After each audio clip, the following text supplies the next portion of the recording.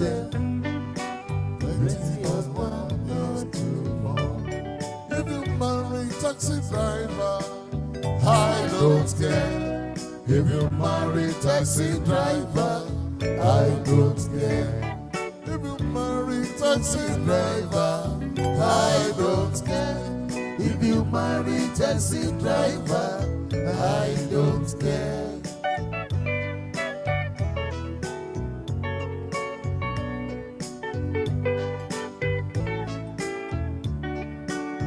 See it go, you know they share. Plenty husband is too much. See it go, you know they share. Plenty husband is too much. See it go, you know they share.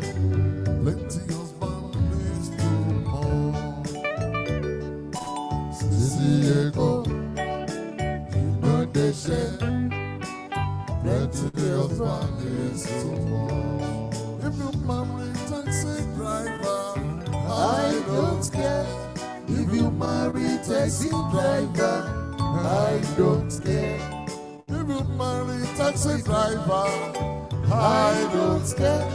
If you marry taxi driver, I don't care.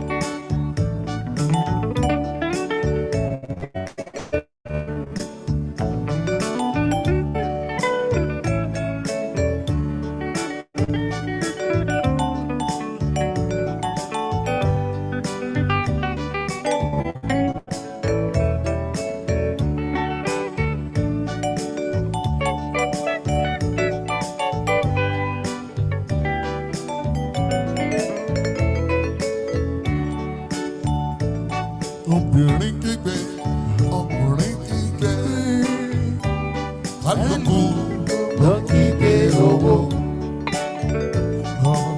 Kígbe ọkùnrin kígbe, kálukú lókìgbé owó.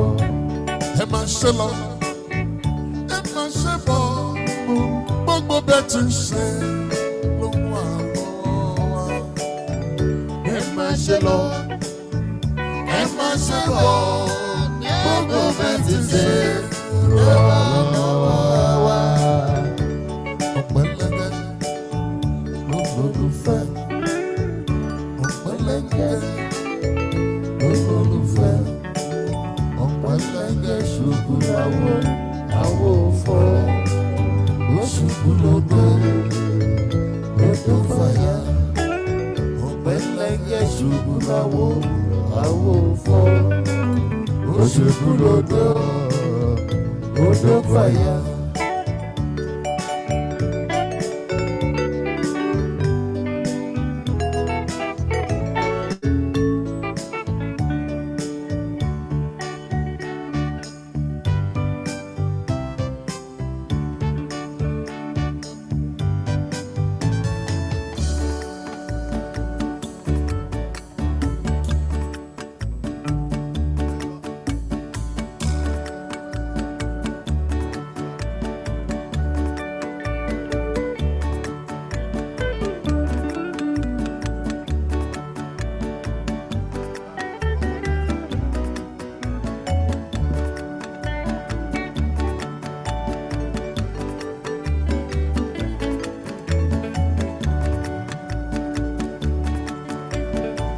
Essa força sim, o pai não.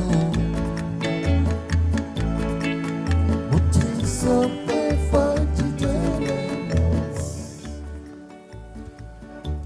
On behalf of the President, Management, Board of Trustees, and members of the Council of the Nigerian Institution of Estate Surveyors and Valuers, I have the singular honor to welcome you to the 29th Annual John Wood Ekpenyong Memorial Lecture and 2023 Fellows Induction Ceremony.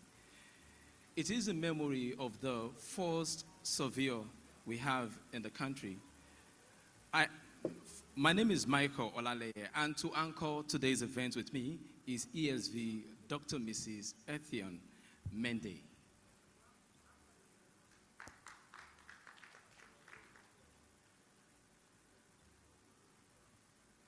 Before we set the ball rolling, she will go through the list of special guest of honors we have here. Special guest of honor we have here, the President, and also our special guest of honor, which is the Commissioner for Justice in Lagos State. Good morning, noble colleagues. My name is Estate Surveyor and Valuer Dr. Mrs. Ekpenyong Mende. I'm to anchor this program with my colleague who is standing next to me.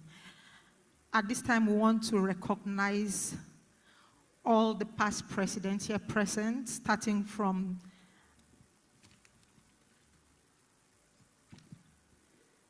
the 6th president, Estate Surveyor and Valuer Alhaji A.O. Shote, the 6th president. Please put your hands together. I also want to recognize Estate Surveyor and Valuer Venerable L.L. Esho. You're welcome, sir. President, sir, the 8th president, sir. I also want to recognize Estate Surveyor and Valuer A.G. Sangosaya, the 9th president.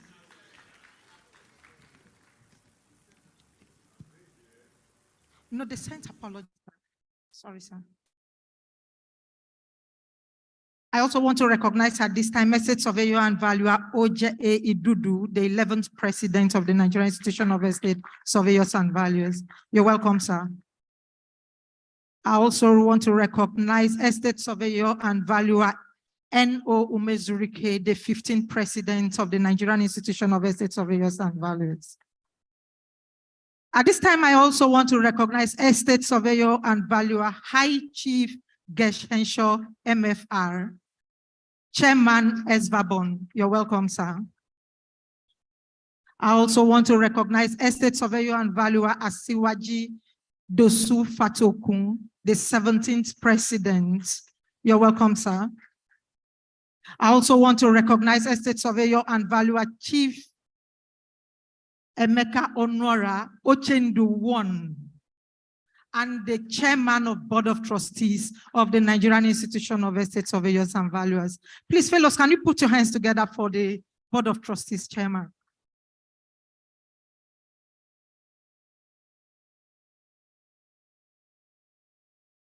I also want to recognize Estate Surveyor and Valuer Emeka DL, the 20th President of the Nigerian Institution of Estate Surveyors and Valuers.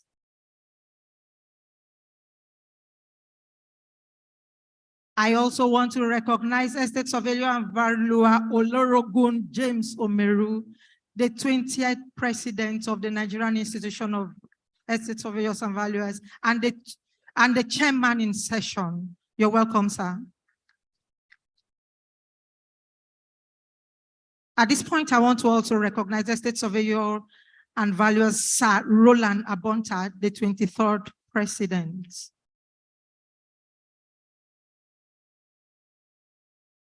At this point, I also want to recognize a special guest, the Commissioner for Justice of Lagos State, Moyosore Onibanjo San. You're welcome, sir. Sorry, please, I also want to recognize Estate Surveyor and Sir Chief Emmanuel Okaswike. Sorry, sir. You're welcome, sir. He is the Chairman of Privileges Committee. He is the one that has led all the fellows into the institution. You're welcome, sir. We are still expecting the special guest of honor for today's event is Alhaji Lateef Olufemi Okunu, SAN, is the former Federal Commissioner for Works. And while we expect other people to come before while they come to this event, we will also recognize them. While celebrating the legacy of the first Nigerian to qualify as a chartered surveyor and value, we are equally advancing the growth of this profession. As the association today, will be counting on the inductees to through their expertise, cut off activities of quackery.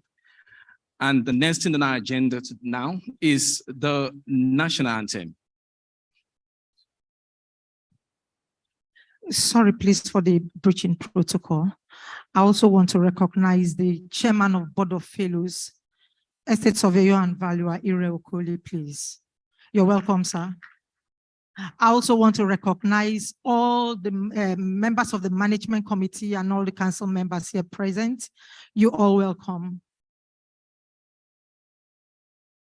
The next thing on our agenda is let's stand up for the national anthem.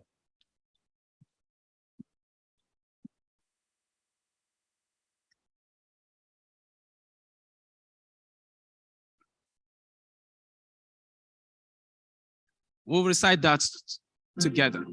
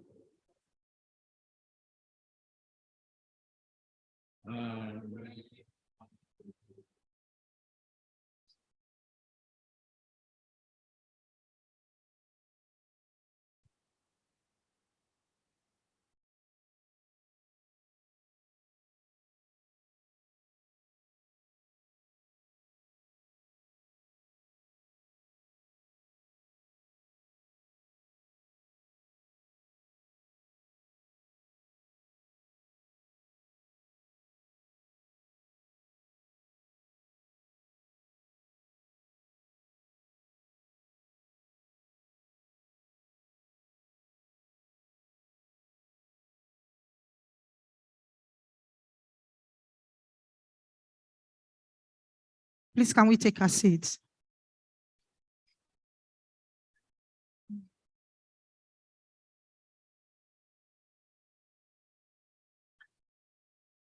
Please, as the event goes on, we'll continue to recognize all our special guests who are coming in.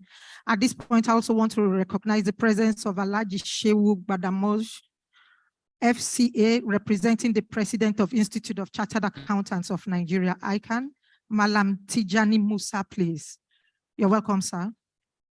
I also want to recognize the presence of the second Vice President, here present, Estate Surveyor and Valuer, Malam Bature Ali. At this point, I want to call up the President to take his welcome address. Estate Surveyor and Valuer John Bulamayevo, please.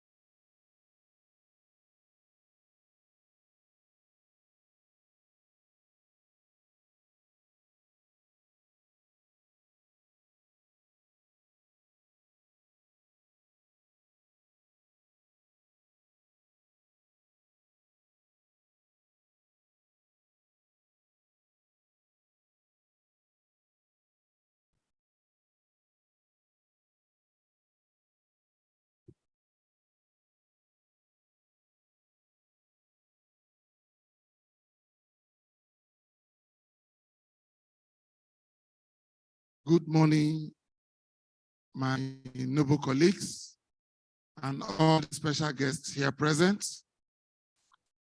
Before I make my address, I want to specifically recognize the representative of the person in whom we are honoring today, the late J.U. John Wood Ekpenyong. The family is here. They have always been with us. So even if he's not here physically, he's here with us spiritually, and his family are here physically. Please, can you rise up and let us recognize you? Please, let us clap for them.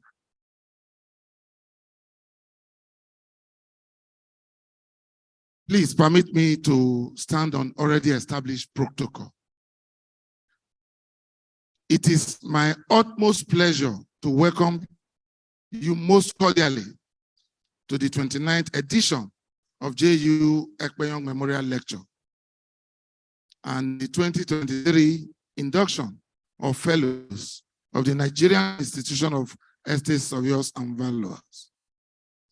J.U. Ekpenyong Memorial Lecture is a yearly event in honor of the first Estate Surveyor and Valuer in Nigeria and the founding president of the Nigerian Institution of Estate Surveyors and Valuers, late Estate Surveyor and Valuer John Wood Ekpenyong, who years after his separation from this world is still a living legend. An example in character, creativity, diligence, dedication, nobility, integrity, and determination to do what is right. Estate Surveyor and Valuer J.U. Ekpenyong is an inspiration for us to build a profession and a nation of our vision. If we can adopt the late Sei's vision and follow his steps, greatness will be restored in the country. I would like to express sincere appreciation to the chairman of this session, our own Estate Surveyor and Valuer, Olorogun James Omeru, for agreeing to preside over today's event. Permit me to most specially appreciate our distinguished special guest of honor. We are still expecting him. His house is not too far from here, even though he promised that he would do his best. The man is over 90 years. Alhaji Olufemi Kunu, SAN, CON, former Federal Commissioner for Works, the first to be conferred an honorary fellow of the institution. Special guest speaker, the Attorney General and Honorable Commissioner of Justice, Lagos State, Mr. Moyosore Onigbanjo, SAN. Please, let's give him a round of applause. He came in after 9. He was there after 9. Thank you so much, sir. Despite all your busy schedules, I was afraid that our guy on the top will just give you another assignment. But thank God you are here with us. And this guest speaker, our own estate surveyor and valuer, Dr. Bolarinde Joshua Patuola Ajayi, who just came in now as I was about starting my address. I'm particularly thankful to distinguished council members, past presidents, chairman, and members of the Board of Trustees, elders of our institution, chairman and members of the Privileges Committee, our own IPP, the great man, Estate Surveyor and Valuer, Sir Emmanuel Okas-Wike. Thank you so much, sir. The President of Association of Professional Bodies, Presidents of Professional Bodies in attendance, members of the institution in attendance. I want to specially thank the President of ICANN for finding it worthy to send his representative. Thank you so much, sir. Please, let's clap for him. Members of the late J.W. Ekpenyong family, gentlemen of the press, ladies and gentlemen, we are delighted to have you with us to participate and share in today's special occasion. My noble colleagues, who will be inducted as fellows today of the institution, you are deserving of the honor, having displayed distinction in your practice and endeavors in the past 10 years or more years. We are here to celebrate your achievements. I welcome you. I welcome in a special way the spouses and family members of the fellowship awardees. I congratulate you for supporting the aspirations of attaining this prestigious class of membership of the institution. Please, let's clap for your spouse.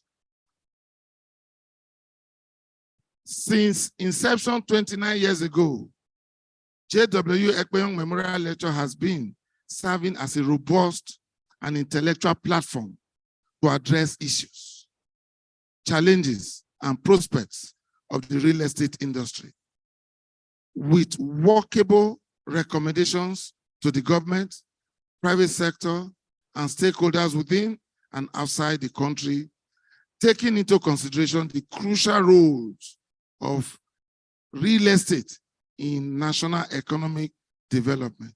At least we are happy here today that a major stakeholder of the Lagos State government is here with us. Thank you, sir. This year's edition is not going to be different.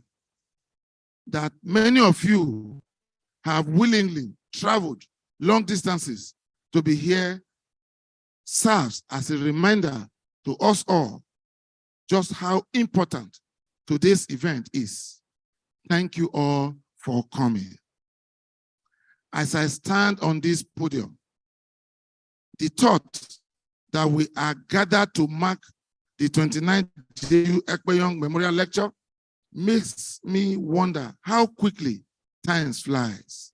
It is another opportunity to reflect on the person and character of Estate Surveyor and Valuer John Wood Ekpenyong, as well as the legacy he left behind.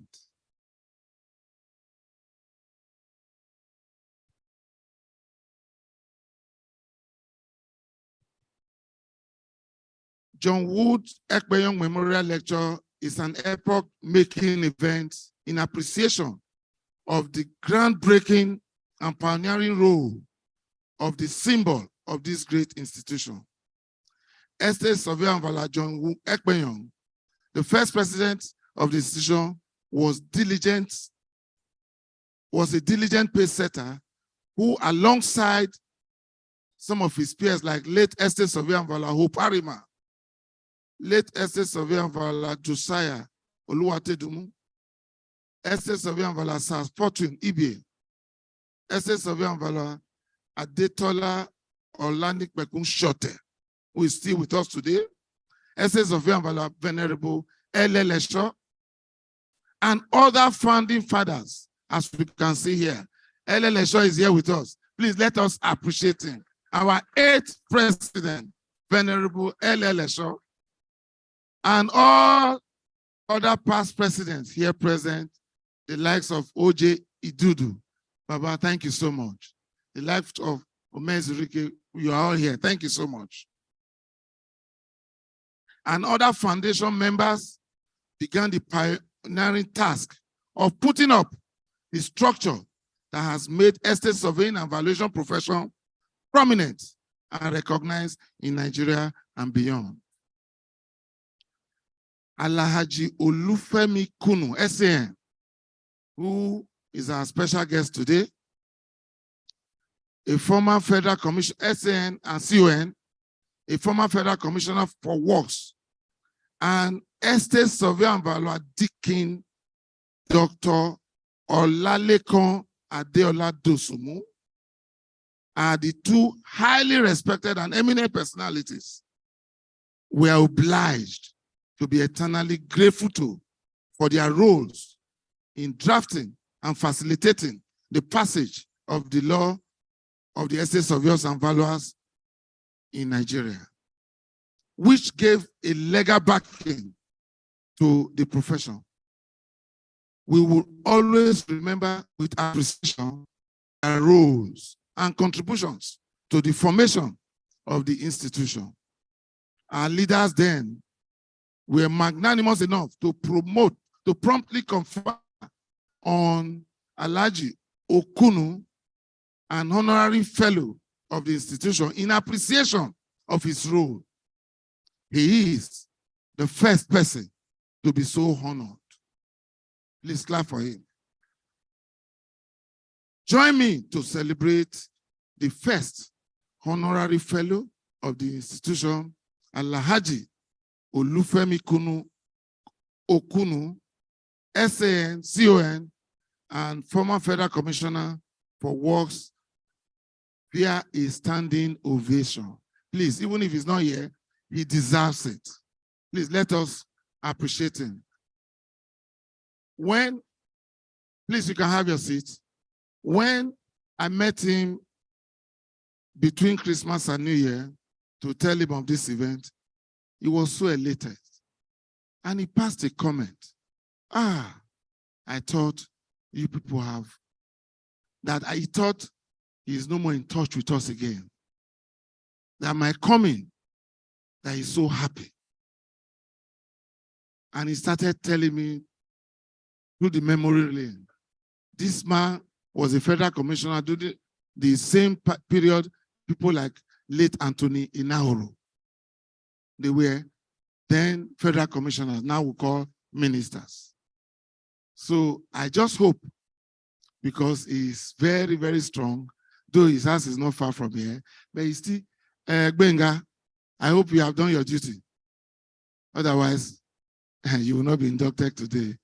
I want to thank Benga Ishmael, who is being inducted today as a fellow, and the estate surveyor and valuer, Rogba Orimolade, that facilitated that engagement. I appreciate both of you. Year 2023 marked the 54th anniversary of the founding of this great institution that estate surveyor and valuer John Wood Ekpenyong and his contemporaries pioneered. Over the decades, the institution has produced thousands of estate surveyors and valuers and has impacted the nation's development in many ways. The profession remains a critical stakeholder and a dependable partner with the government and national development, particularly in the areas of policy formulation, land administration, asset management and administration, housing projects, project development, amongst others. The theme of today's lecture is competence and professionalism in real estate practice, role of specialization. The profession operates on code of professional practice, professional ethics and practice, which is the major ingredient of professionalism. I want to thank the guest speaker lecturer, our past president, Patuola, for coming up with this topic. Thank you, sir. The institution has also created professional associations, which we used to call faculties, for the acquisition of specialist knowledge by its members. These are part of the deliberate steps taken to enhance specialization, competence, and professionalism. I have implicit confidence in our 22nd president, Estate Surveyor and Valuer, Dr. Bolarinde Joshua Patuola Ajayi, to do justice and thorough analysis of the subject matter. Estate Surveyor and Valuer, Dr. Bolarinde Patuola is a prolific writer, publisher, and public speaker who have delivered many lectures, both within and outside the country. Please let us clap for him, please. With over 35 years of professional experience in real estate development, property management, valuation, marketing, consultancy, and advisory services, Dr. Patuola has carved a niche for himself within the estate industry. I implore you to make a good use of these epoch-making lectures. I want to, at this junction, just digress a bit.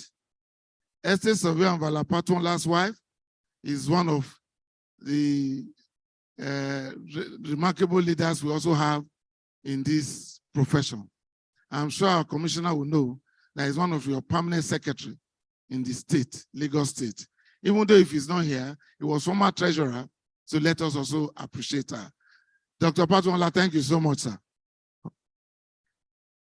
Once again, my noble colleagues, who had been found worthy of elevation to the fellowship status, having successfully gone through a thorough process of scrutiny conducted by the Privileges Committee of the institution, ably led by our past president, Okaswike Emmanuel, I congratulate you on your success for choosing the right profession. I welcome you into the highest class of membership and professional qualification of our noble profession.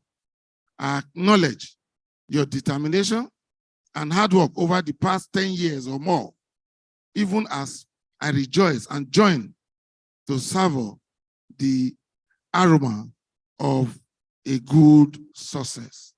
It's a case of many are called, but what? Few are chosen.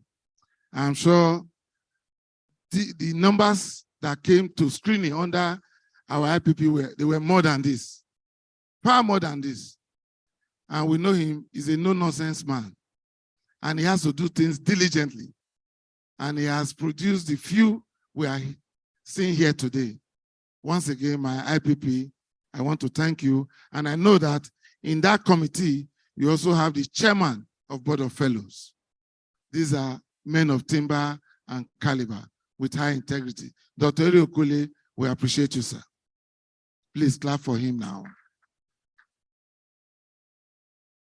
Upon your confinement as fellows, you will become members of the Board of Fellows, a privilege that signals the commencement of another journey of bearing responsibilities on behalf of the institution. They include, but not limited to the responsibility of carrying yourself with the dignity that the fellowship status bestows. Responsibility of doubling your efforts at participating in NISV activities and making contributions to the growth of the institution, as well as the responsibility of being the institution's ambassador by delivering valuable services to the development of the nation in all your endeavors. The honor conferred on you today requires absolute compliance to professional ethics and standard of practice. I hope you have heard me. Answer, I hope you have heard me.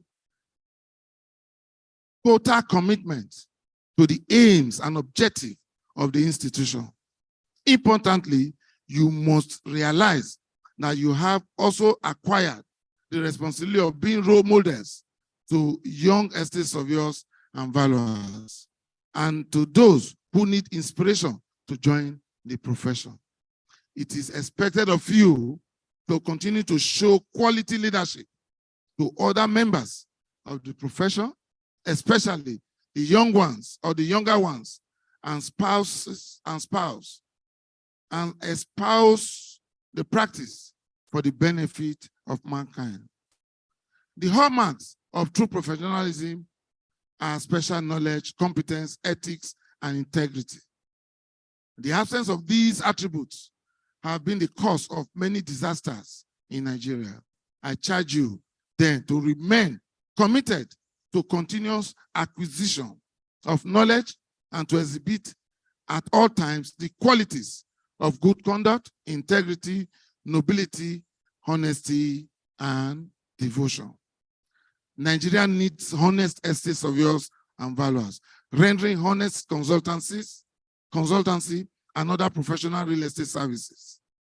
It will be a disservice to the institution and to the nation as a whole for any noble colleague to knowingly act otherwise.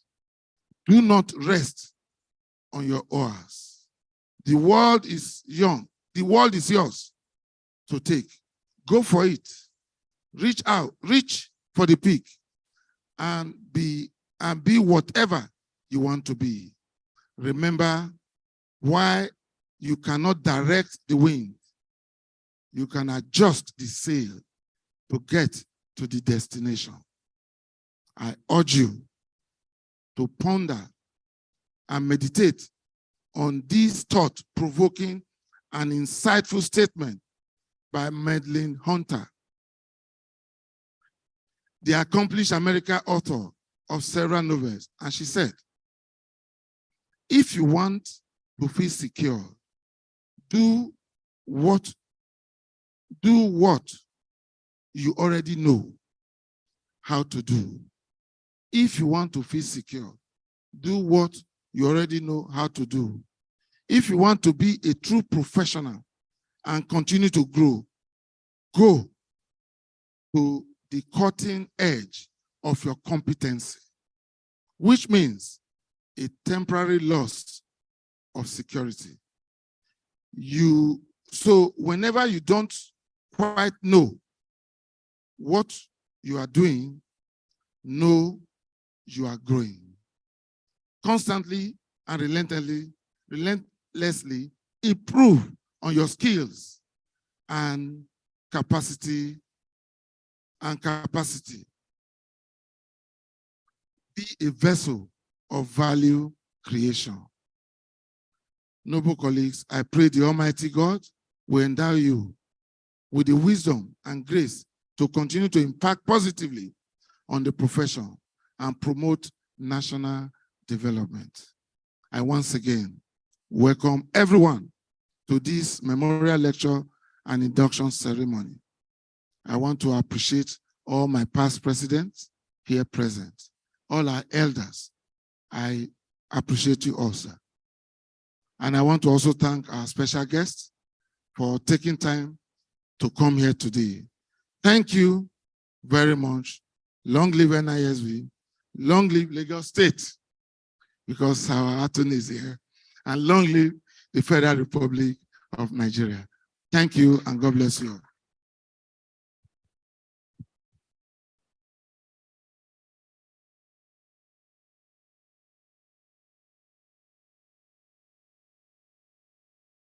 Please put your hands together again for the president.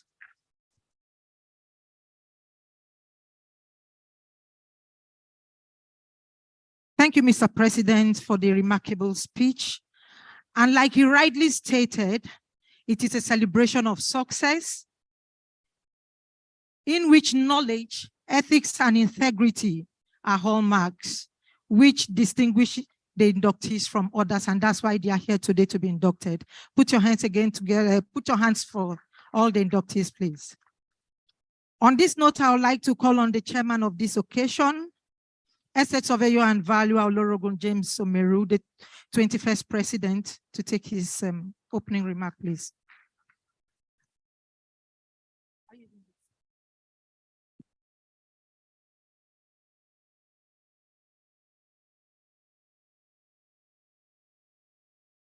Good afternoon. Good afternoon. Good morning, noble colleagues, especially past presidents and the inductees to the position of fellows. We are using this occasion to do just two things. The lecture, memorial lecture on John Wood Ekpenyong, and the induction of fellows. Like I said last year at Uyo,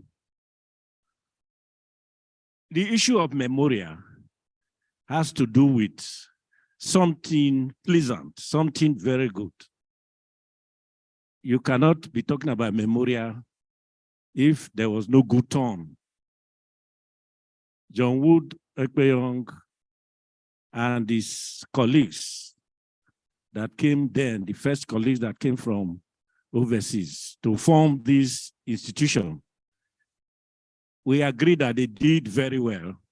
And that is why this lecture is being held every year. So what comes to mind immediately, if you are holding a memorial, what is your take from that memorial? Then is rendering quality service. These people, they've done very well, and we keep praising them every year. The incoming surveyors, what does that tell you? It tells you that you should continue in the good work your predecessors have done. And that is why we are here. And I want to congratulate especially our president, our current president, John Bull Emayabu, for putting together this occasion. Because we appreciate our past leaders, we have been improving on what we inherited from them, from president to president. And these years of technology, I thank the new president, the young new presidents. They are doing very well. So we thank you. So we've seen that Ekpenyong did very well, and he passed on a profession to us, which we now are very proud of. We must continue in that direction. We must continue in rendering quality service to our clients. We must stop cutting corners in anything we do, because this profession is continuing today because of the quality we inherited. And if we stop it, if we start doing wrong things, the profession also will come to an end. So we must continue in rendering quality service. Then for the inductees, the president talked about your role in the profession. I want to add that not only your role in the profession. After you are inducted today as a fellow, everything about you must change. I'm very happy. Many of the faces I see are are quite old, and they must have been doing, for aspiring to be fellows, they must have been good people too. In those days when we were in Nusuka, Professor May told us that you cannot just be a first class, graduate as a first class student. If you want to be first class, you must be first class in everything.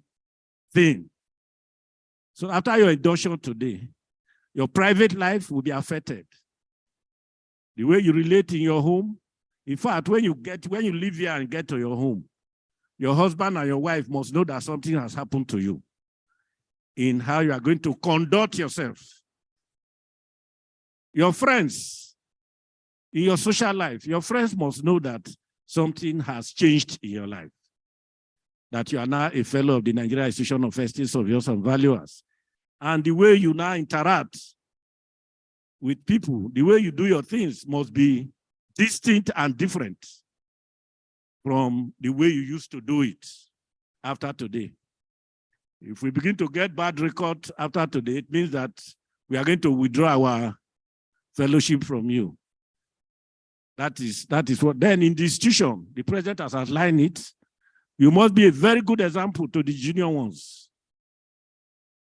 Everything that you know you've been doing in your practice, in your office, that does not glorify the institution, you must stop it and begin to do new things. So on this note, I want to thank everybody that has found time to be here. Thank the president and all the past presidents are here. Thank you very much and welcome.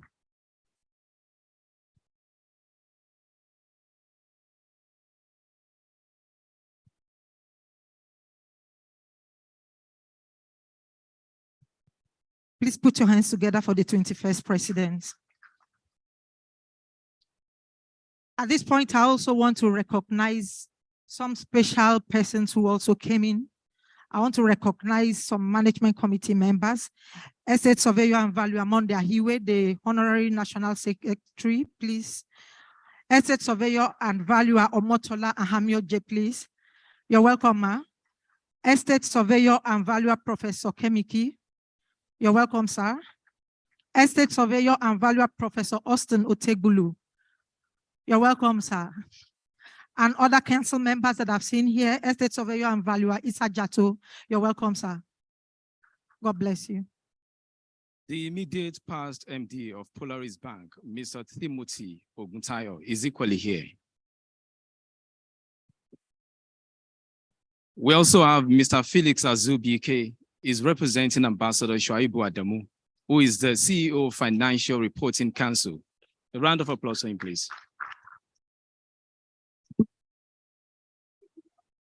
Next on our agenda is the address. Next on our agenda is the address of the keynote speaker, who is the Commissioner for Justice in Lagos State, Ms. Samu Yosori Onigbanjo, SAN.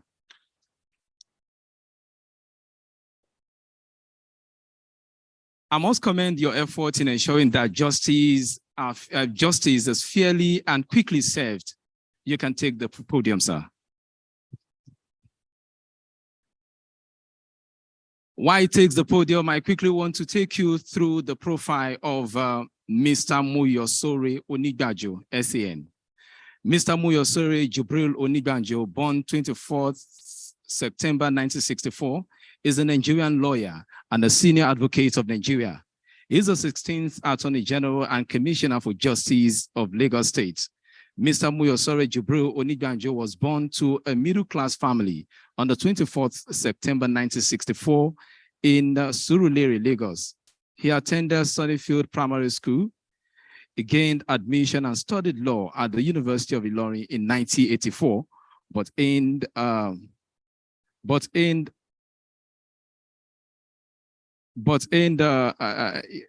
earned his LLB honors degree in 1988 from Obafemi Awolowo University, Ile-Ife.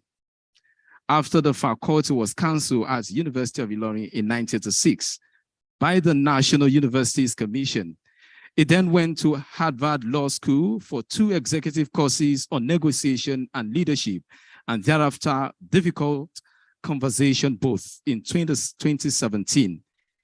He was called to bar by the Nigerian Law School in 1989. Onigbajo was an NYSC core member when he caught his legal teeth at Akin Delano and Co. in Ibadan. He then became an associate with Professor A.B. Kasumu. He was appointed a Rotary Public on March 31st, 2001, and later appointed member of the Nigerian Bar Association section on business law on March 30th, 2011. He was a member of the National Executive Council of the NBA between 2010 and 2012. In September 2013, Honorable Justice Aloma Marie Mukta, the GCON, conferred on him with the rank of Senior Advocate of Nigeria. On August 22, he was sworn in by Governor Babajide Sanwo-Olu as the 16th Attorney General and Commissioner for Justice. A round of applause for him, please.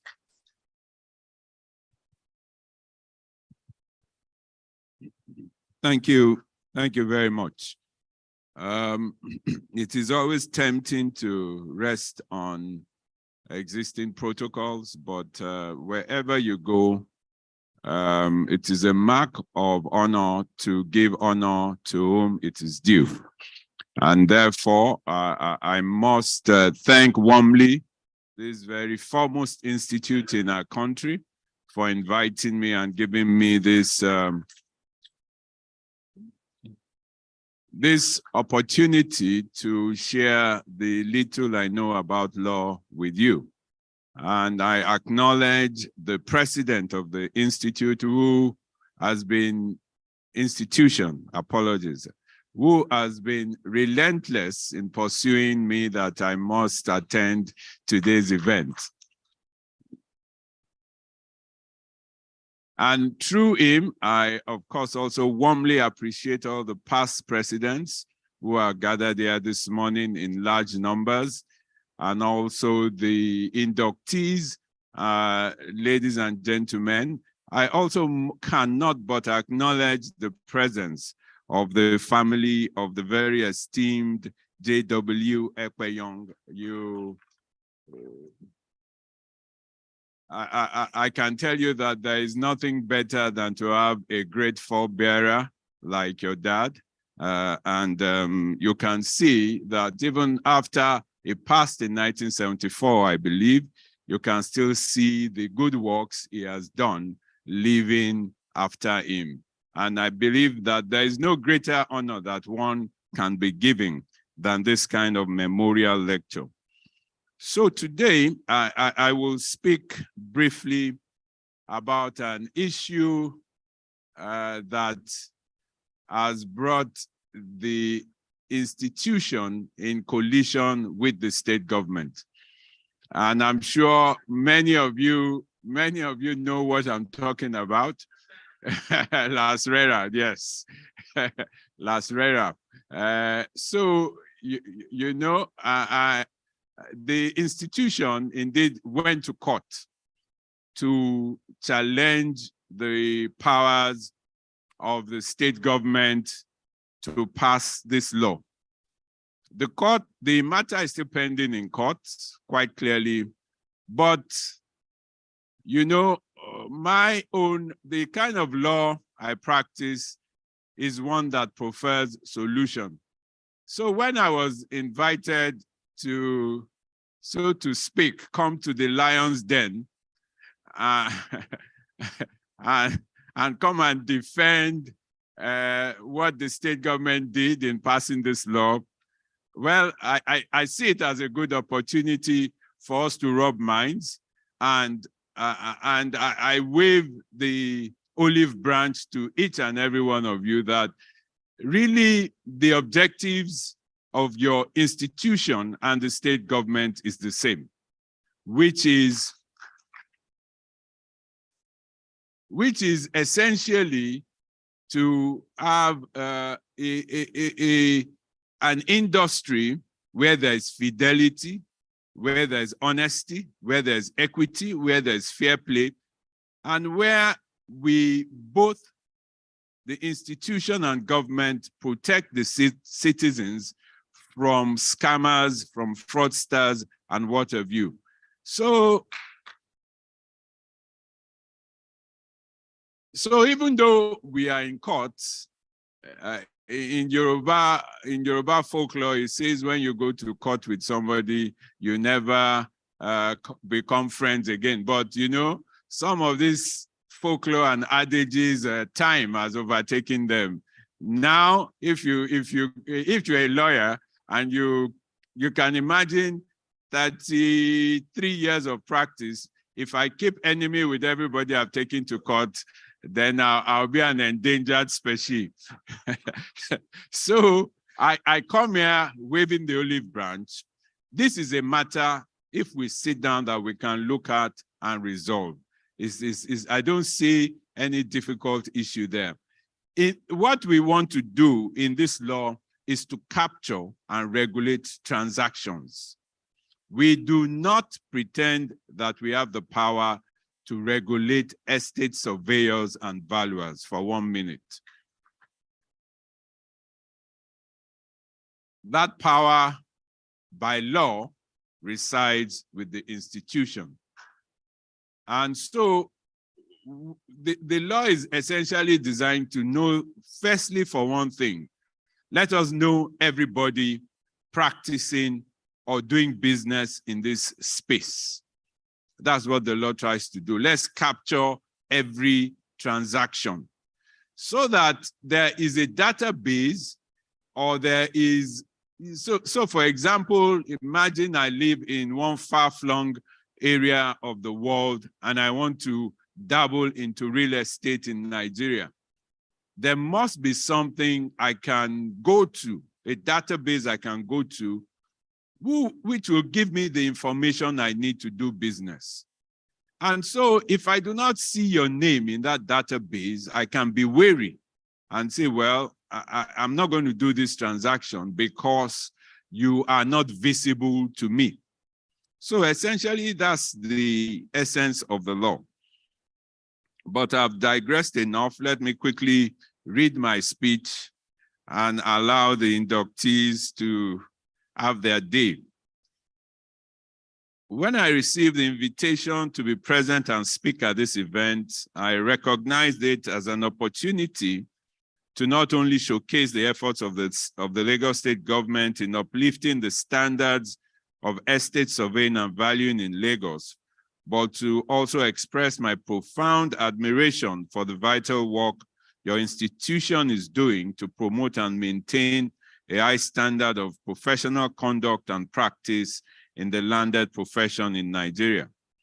It is therefore a most invigorating and cheering experience for me to deliver these few remarks at this Fellows Induction and 29th edition of the J.W. Ekpenyong Memorial Lecture of the Nigerian Institution of Estate Surveyors and Valuers. Today, we honor the legacy of a great man, John Wood Ekpenyong, who was not only the first qualified estate surveyor and valuer in West Africa, but also the first president of this esteemed institution. His dedication to the landed profession in Nigeria has set a standard of professionalism and integrity, which we all must strive to maintain. As the Chief Law Officer of Lagos State, I have had the opportunity to observe the important role that estate surveyors and valuers play in the development and growth of our economy. No doubt, the work you do has a direct impact on the lives of people in our state, and it is important that we work together to ensure that everyone has access to a fair and equitable property transactions. As you may all be aware, one of the trusts of the administration of Mr. Governor, Mr. Babajide Olusola Sanwo-Olu, is to promote the ease of doing business in Lagos State. And I would like to use this medium to not only acknowledge the position that members of this unique institution occupy in this endeavor, but to also thank you all for your cooperation in our gradual movement towards our goal of ensuring that property transactions in Lagos State are conducted in a transparent and fair manner. Over the years, the Lagos State government has observed the increase in the number of property transactions within the state. While this is a positive development, it has unfortunately led to an increase in dubious or fraudulent transactions in the state. There have been reported cases of fake agents in the sector, collapsed buildings as a result of activities of persons who have no good intentions for the citizens of the state. This, to any government which is serious about governance, is unacceptable and must be curbed. In 2007, therefore, the Lagos State House of Assembly enacted the Lagos State Real Estate Agency Regulatory Authority Law, which is known to you all as LASRERA, pursuant to the powers contained in the residual legislative list under the 1999 Constitution. The law established the agencies with powers to, as I said, essentially capture all transactions in the landed profession. So whether you be a developer, you want to develop a parcel of land and sell to the public, or whether you be a letting agent who lets out property. And so that essentially is what the law sought to do. The law comprises of so many important sections, which I will not bore you with, but essentially these sections are to just ensure that the identity of all practitioners are known, not just to the government, but to the people of the state.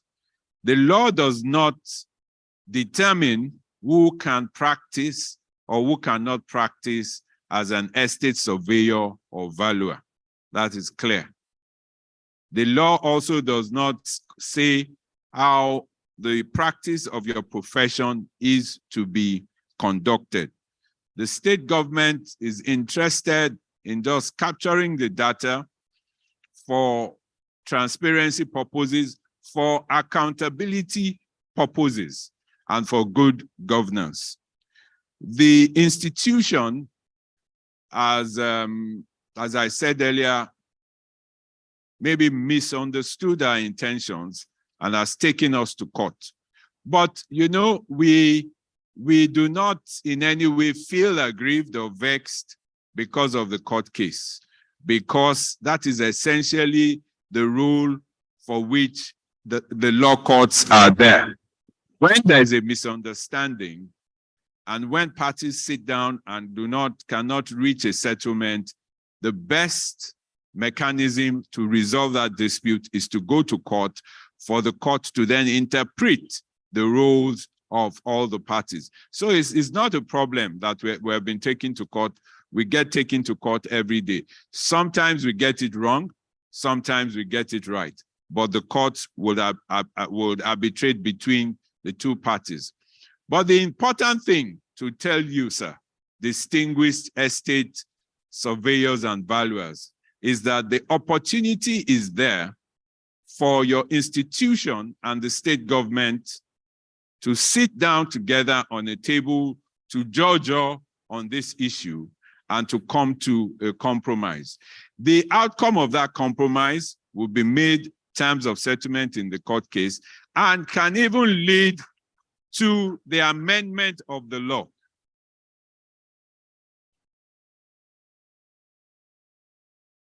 So, you know, when we make laws, those laws are not cast in concrete. They can be amended. So oftentimes, laws are amended to reflect the times and seasons that we are in at a particular time.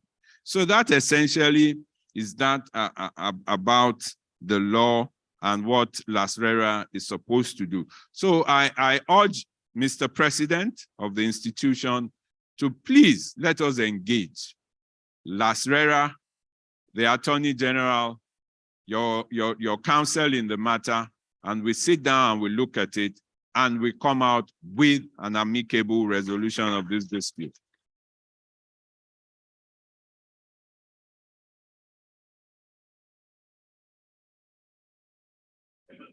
So I've referred to some cases here, which we are dealing with. There's a case of Federal Republic of Nigeria versus Teslim Idowu Alabi. This is a man who collected over 52,142,000 from 215 prospective tenants for a property located at 1 Karimu Street in Ketu. We are currently prosecuting the matter before the Federal High Court. Lasrera, the matter was being prosecuted by the police, but Lasrera wrote to the Office of the Attorney General, and we took over that case, and we're prosecuting that chap in that matter. There's also the case of Federal Republic of Nigeria versus Mufuta Wishola and another. These defendants collected 43,235,000 from 150 prospective tenants for a 14-apartment complex at Shongotedo in Aja. There is also the case of COP versus Alhaji Abdullahi Ayobami Hussaini. This defendant collected 25.9 million from 129 prospective tenants for an apartment that had only 6 units.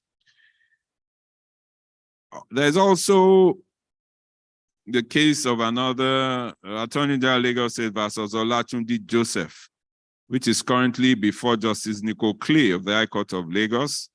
The defendant collected 10 million from 85 prospective tenants for a property located in Bagada Estate. So you see that the law setting up your institution deals with your members only. It does not deal with all these people who are not your members. But unfortunately, the business they conduct in that unscrupulous manner impacts on your institution, impacts on your reputation. And also, the citizens will then call into query the state government for not doing anything to curb this menace. We cannot be, I'm sure you all know that these few incidences that I've read out to you are not the first and they're not the last. So we cannot keep doing the same thing and expect something to change.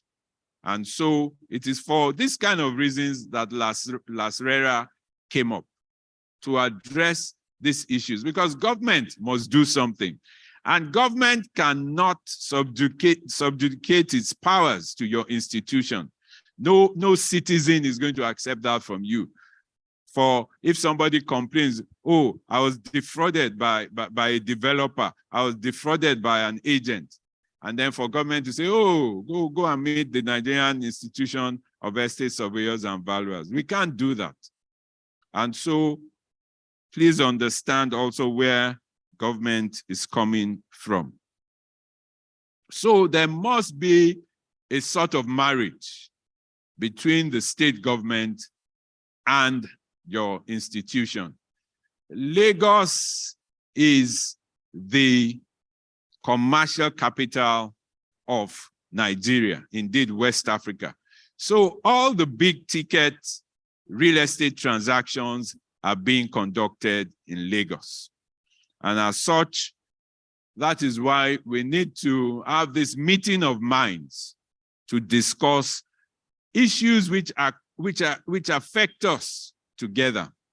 We cannot divorce ourselves, because these problems won't go away except we address them. Government does not have the skill set that you have in real estate transactions. Government does not have the expertise that you have. So government will have to lean on you for advice, for counseling in taking some of these decisions. And as such, that is why it is imperative. It is not a matter of if, but a matter of when do we sit down to ensure that we have a better real estate space for people who want to conduct legitimate business in Lagos State.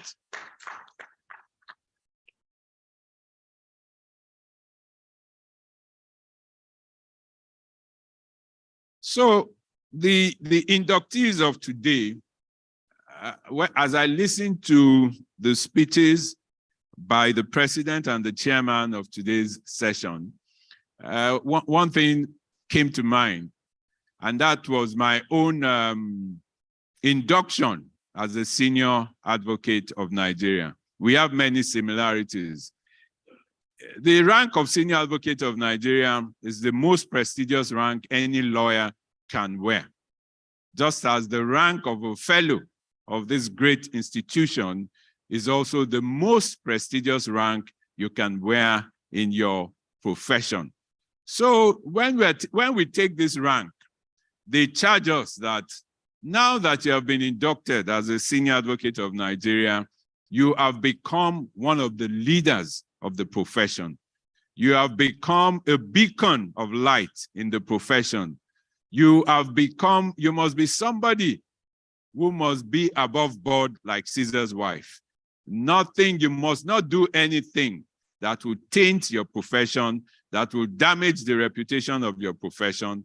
And at all times, you must uphold the ethics of your profession. And you must advance the cause of the profession. So it's the same charge I give to you today. That, and as a chairman, I believe, or maybe it was the president rightly said, you know, when you leave this place today, you are a different set of people, because now much, much, much more is expected of you. There is no hiding place for you, because, you know, you note in the legal profession, if a senior advocate does something wrong, it will be all over the press, all over social media. Senior advocate of Nigeria fights in court, or senior advocate of Nigeria does this and that. So it's the same thing for you. So you must, you know, conduct yourself with utmost dignity and uphold the integrity of this distinguished profession that you have been called, that you have been inducted into as a fellow today. Before I wind up, so you must also take a look at your law. You know, the Estate Surveyors and Valuers Registration Act. It's an old law, I know, but you know, maybe because of the daily pressure of all these very weighty billion-dollar financial transactions, you have taken your eye off the law. I was looking at the penalty section, for example, which gives the tribunal powers to punish members of the profession who commit what we call infamous conduct. I must also tell you that that is also an offense for legal practitioners. If you are found guilty of conducting yourself, we call it infamous conduct, you will also be sanctioned. But you know, I was looking at the sanctions there, and I will read some to you. I'm sure it will be to the amusement of some of you. When I needed that, now my iPad has shut. Just give me a minute, sirs.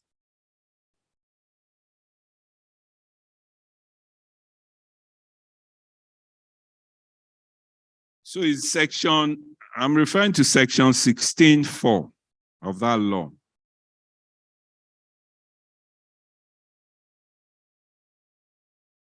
So it says, A person guilty of an offense under this act shall be liable, A, on conviction in a court lower than the High Court, to a fine not exceeding 100 naira.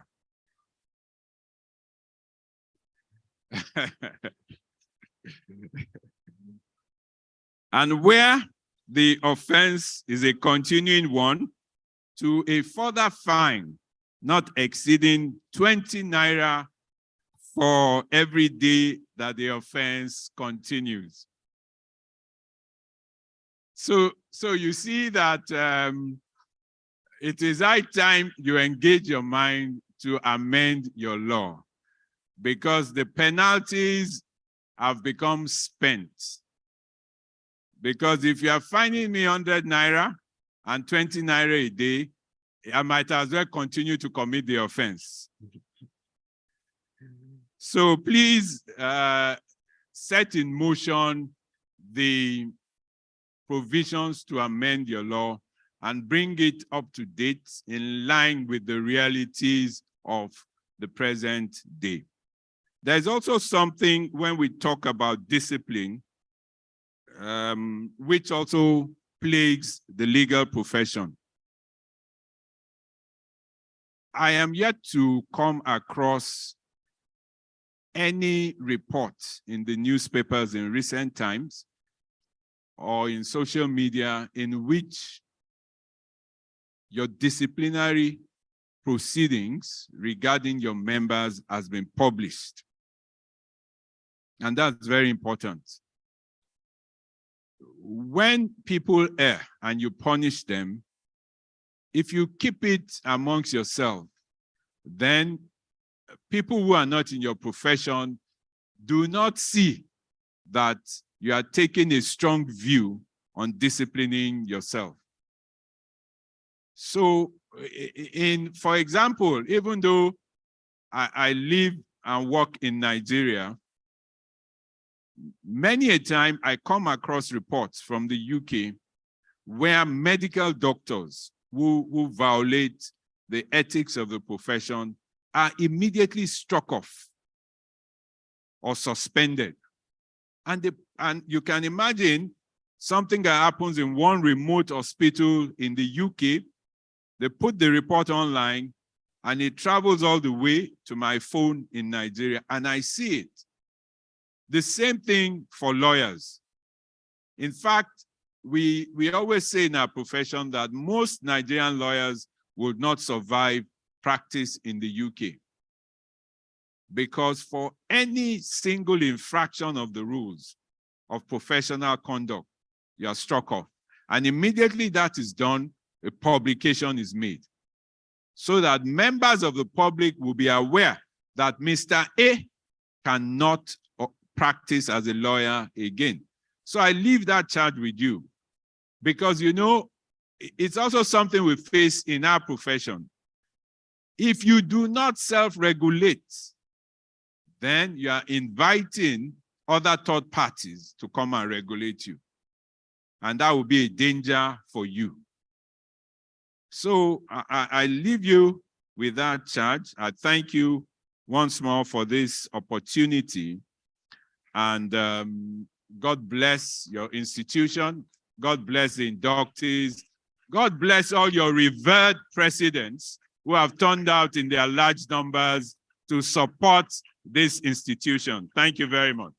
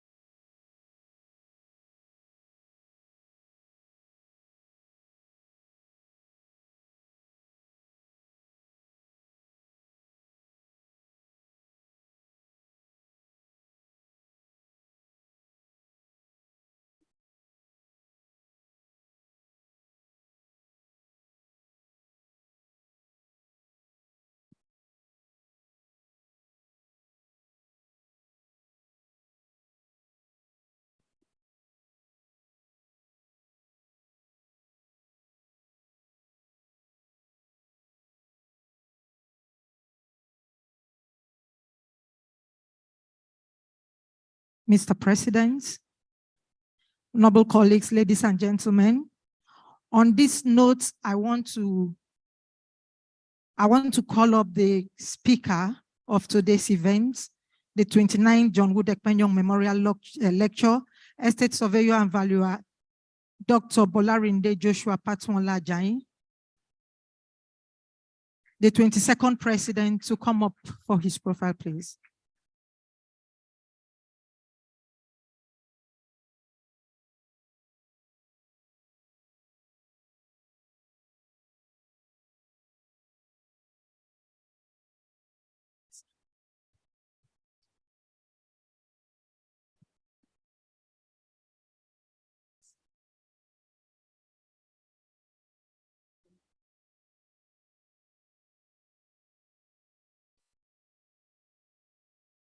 Estate Surveyor and Valuer Dr. Bolarinde Joshua Patwonla Ajayi, BSc MTech, is also a fellow of the Nigerian Institution of Estate Surveyors and Valuers.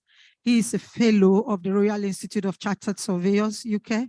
He is a past president also of the Nigerian Institution of Estate Surveyors and Valuers, and a founding partner and principal partner of J. Patwonla Ajayi and Company. B.J. Patwonla Ajayi, a past president of the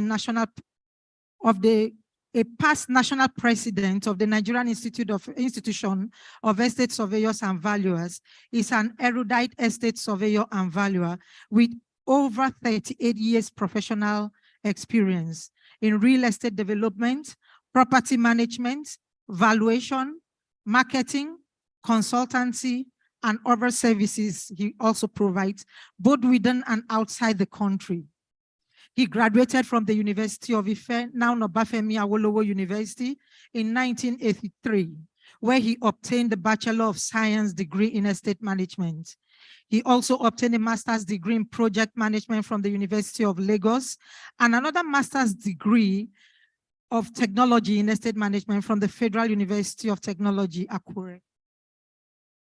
He is a holder of doctorate degree in theology from Cambridge College of Theology, United States of America, and is also currently doing his PhD in estate management at the Federal University of Technology in Akure. He is a fellow of the Nigerian Institution of Estate Surveyors and Valuers, and also a member of International Real Estate Federation, FIAPSI. He's also a member of Institute of America, and also a member of Institute of Real Estate Management America, Plant and Machinery Faculty of Nigerian Institution of Estate Surveyors and Valuers, and a United Nations representative in Africa on environment. He has a wealth of experience in real estate profession, having worked both in the private and public establishments, amongst which are Nigerian National Petroleum Corporation, NNPC, Knight Frank and Brutely, before establishing his own company, J. Ajayi Patwonla & Co. in 1989, which he has been overseeing till date. He has many public and professional offices. He is currently a president of Nigerian Institution of Estate Surveyors and Valuers, a past president, sorry, and also a past chairman of Association of Professional Bodies of Nigeria, Lagos chapter, and a former chairman of the Lagos branch of Nigerian Institution of Estate Surveyors and Valuers.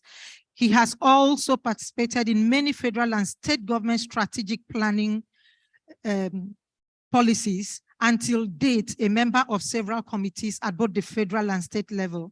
He's also an eloquent writer, a publisher, and a public speaker. He has delivered several lectures, both within and outside the country, and he's also a member of the prestigious Ikoyi Club. He is happily married to estate surveyor and valuer Mrs. Patwonla Ajayi, MNI, the current permanent secretary, Lagos State Ministry of Waterfront and Infrastructure Development, and they are blessed with children and grandchildren. I present to you this afternoon the speaker for the program.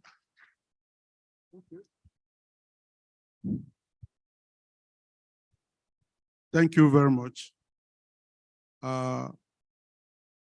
Let me first of all appreciate the president and the council for calling upon me to deliver this 29th Ekpenyong lecture, which also coincide with the occasion of induction of new fellows. The President, you have really made me to come up with follow-up of the thought which has been lingering all my practice. That is, having left the stage as president, is an opportunity for me to come back to remind and to also move forward a bit. The chairman of the day, I appreciate you for this occasion, the first vice, the second vice president, and our past presidents. I appreciate all of you for coming out in large number to witness this occasion. For our upcoming fellow, very shortly, you will be pronounced fellows. I also want to appreciate you for your gathering, which is giving the institution a sort of boost of image. This is about the first time we are coming out in this form. And I want to tell you that it's a pioneering effort which we have to appreciate. And I'm sure if it is possible, the regalia could be purchased and be put in somewhere in your house, and children will see that this was what my grandparent got during the induction.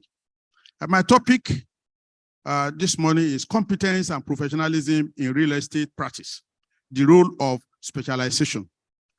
I'm sure many will not be surprised that that is the topic I choose, because it is really an area that touch on me, on my practice, and on my profession, on my training, even from school. Let me come to introduction. John Ekpenyong lecture, named after the first president, John Wood Ekpenyong, was established 28 years ago to honor the contribution of profession's founding fathers. The lecture series offered the institution's management a chance to reflect on the activities of the profession and discuss issues related to real estate and national development, as well as enhancing real estate service delivery. You can see the founding fathers lining up here. You'll be surprised. These old people, what are they still looking for? Yes, this is the profession they put together. And as long as they are alive, they want to see it growing, doing its best. And we are now on the stage. Tomorrow, some people will be looking at us like that. Say, these old people. So let us do it well so that we can sit down here. They have done it well. That's why they are there. Let's appreciate them. Over the years, numerous themes and agenda pertaining to development of real estate practice have been discussed. And this year's theme and topic is also strategic in nature and aimed at increasing competency and professionalism through adoption of specialization. Next slide. Next slide. Okay, thank you. We all know what specialization entails in our practice. I want us to start with prospect and benefit of specialization. Let's bring it forward. Prospect first. What do we need to gain?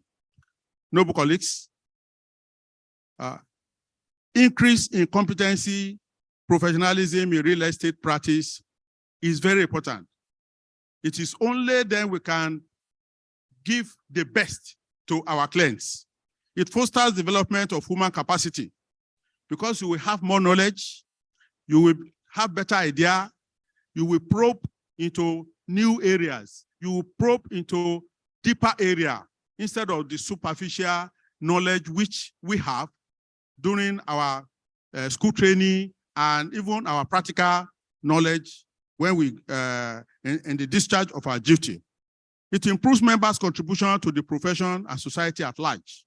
If you go deeper into a particular area of our profession, by the time you are communicating to members, members will be learning from you. The institution, wherever you serve, the institution will be having having respect among the public. Let me give an example. There's one of us.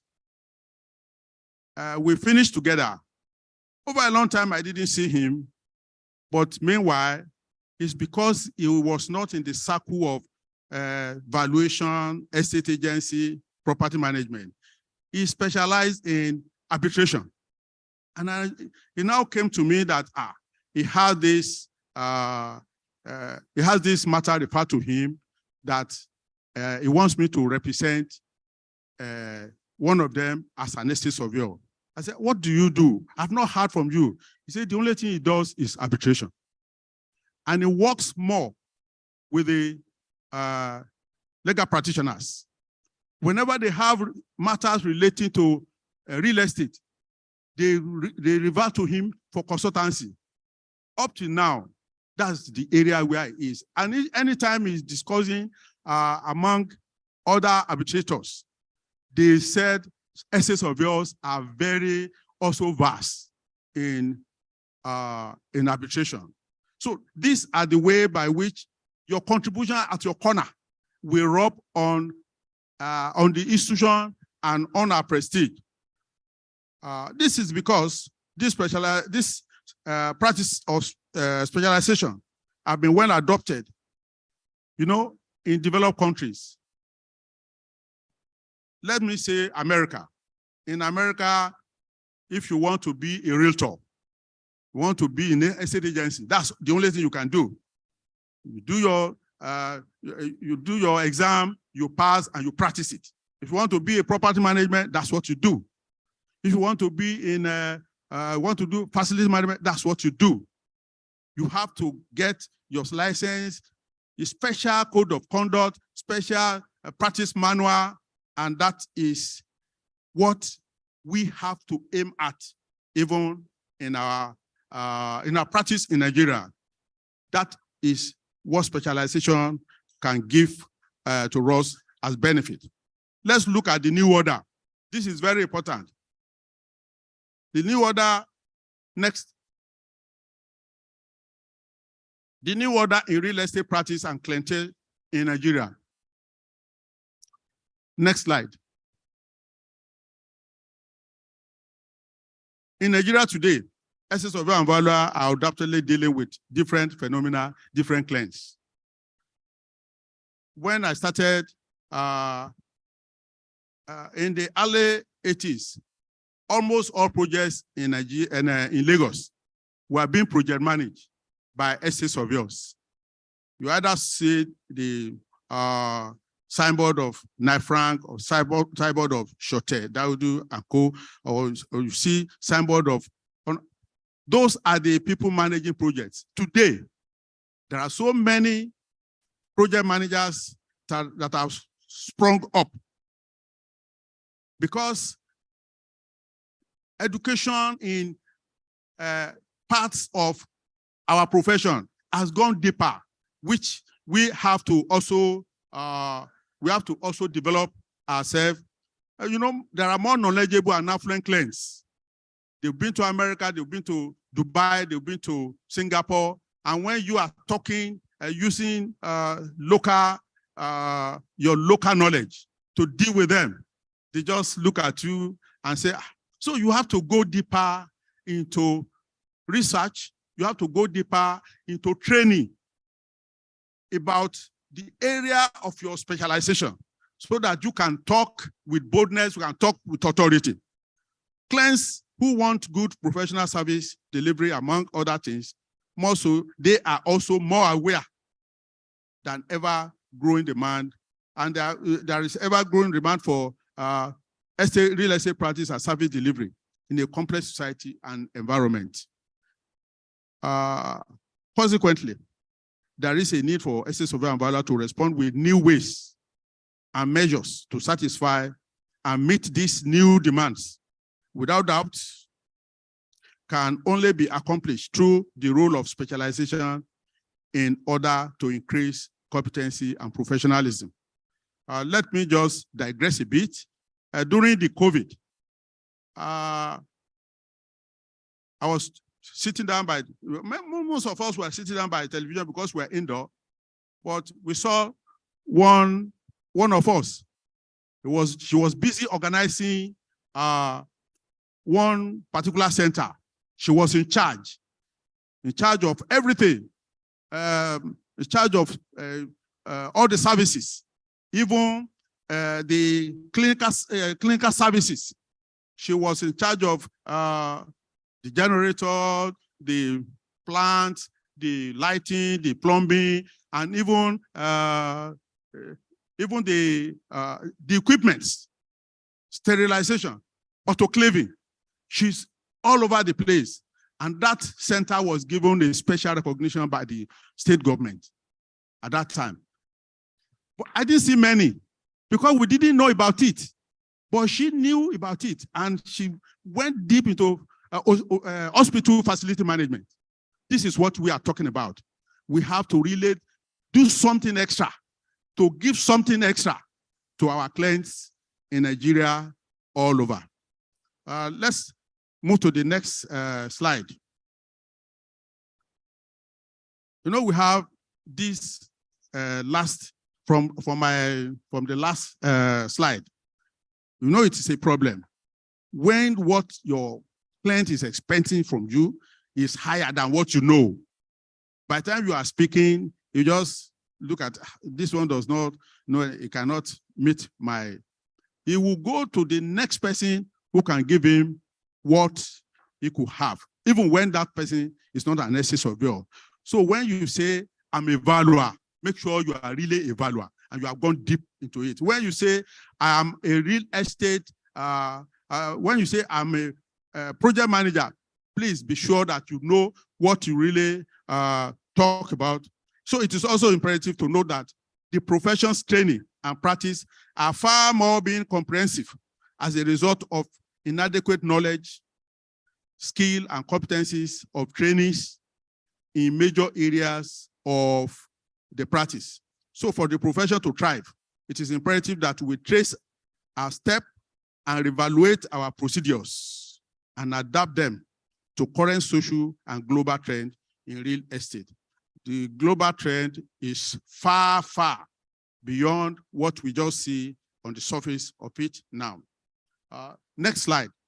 Real estate specialization as a new way forward in real estate. It is important to state that the Nigerian Institute of Estate Surveyor and Valuer and the Estate Surveyor and Valuer Registration Board of Nigeria must take a practical initiative to increase competence and professionalism in real estate practice, because there is little individual can do unless the institution itself come up with a framework which every member will key into.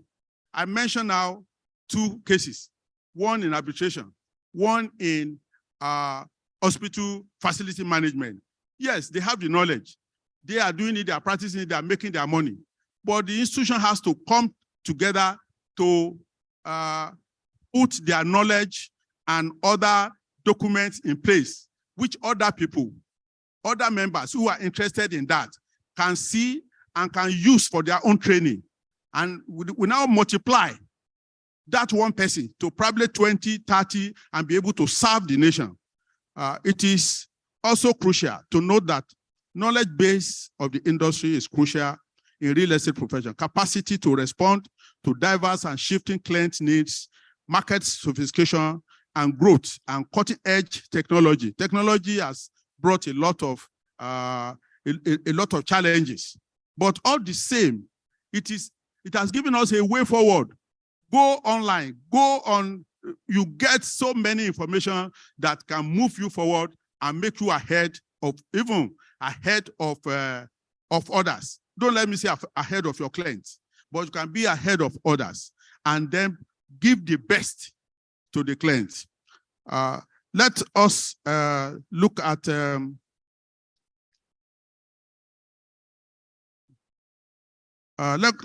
give me the next slide. Also go to the next slide. All right. Let's look at the way to enhance competency and professionalism through specialization. To enhance competency and professionalism via specialization, members must be receptive to opportunities or need to provide services in new or developing field or area. Probably you are involved in a project with another colleague who knows very well. Don't just stay at the point of, we have done the job, we have shared the fee. Go back to him, get yourself trained, and be able to also become an expert in that area. We must be able to uphold the highest standard of professionalism, ethics, integrity, which we give new hires the ability to offer competent services and maintain that competence throughout their professional career. When they know you for something, even by referral, you will see people bringing your services to you. But before you do that, you must bake your cake and make sure that that cake has what it requires to serve the saliva of those who want to use it. You must also be able to adopt and adapt new method to enhance performance. This is where some of us still have problems, including myself. You have to be proficient in some areas which were not available at the start, when we're in school or at the start of our profession. Now things have changed, we have to change.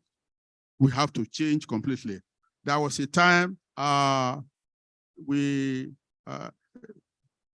some of us belonged to this international right of way. I was not a member that time. And what we noticed was that people there were ganging up against our members. They did not allow them to, they didn't want them to become president. They didn't want to, I think I was second vice or first vice president of the institution. Somebody mentioned to me, and I gather who are the people in our compensation faculties. I gathered them. What are you looking at? I went to collect form, give it to everybody, feel. I feel for myself. I feel for my wife. And we all bombarded the next conference. At that next conference, almost all executives were our own because we all voted. And the next year, the president was our own. Up to today, I don't know whether they can do anything and push us aside in that right of way. No, in Nigeria. You now see our members going abroad and all the rest and all that. This is how we have to do it. It's not a matter of being greedy. It's a matter of being taking our position where it is. You know, don't complain when something is going on. Some people were complaining, IFMA, why is IFMA doing this? Why is IFMA? I told, look, who are the people that are in IFMA? I saw some surveyors. I said, come together. Oh yeah, which post do you want to contest for? Presently, the president is our member. We can do, and many of our members, many of the council, they are a member. It gives us opportunity to, not only because we want to occupy posts, but because we want to develop our people, develop ourselves. Please let us see the way by which we can enhance our profession, enhance our professional competency and professionalism through specialization. Because without specialization, there is little we can achieve in this present professional world. Specialization, competency, and professionalism. We have said much about this, but let me say this. Specialization is the degree to which the organization's overall duty is divided. That is, all our duty. Specialization is how do we divide them into more manageable components, portions. Professionalism, on the other hand, is more than simply how one presents himself. It is also how they speak, how they act, even how they think. Many people often fail to recognize their own sense of responsibility and conviction, especially when they are only concerned with getting job done. It's not only getting job done, it's creating a special niche for yourself and for your profession. Have your profession in the forefront so that it will guide you. You are not only talking of money, you are talking of future. Because in another, we were saying now, okay, I've been in practice for about 40 years. Yes. Maybe now I can no more climb 20-story like before. If I get to a building and people were queuing up, I don't think I queue up with them. When I was young, working in Frank, I can count the number of times I will queue up with people taking lift. And before you get to up, you'll meet me there. But now, ask me to climb 4-story. I would just go. So I'm no more talking of what it's not what I can do now, but what I have done in the past. So let us remember that in the past, I was like this. Now, what are people saying about you? What legacy are you leaving behind? That is what is important. Let me just, because the time may just, it's just flying. Let's move to specialization. Move to specialization. Move on. Move on. Move on. Go on. Go on, please. Good. I'll just take a very short one there. In this regard, specialization is the degree to which professions' overall services are divided into more manageable components and portions. You see, I keep on repeating it. That is the basis. Unfortunately for us, as a body, we have already divided our profession into we have already divided them into competencies. Please, which slide is that? Can you check it for me?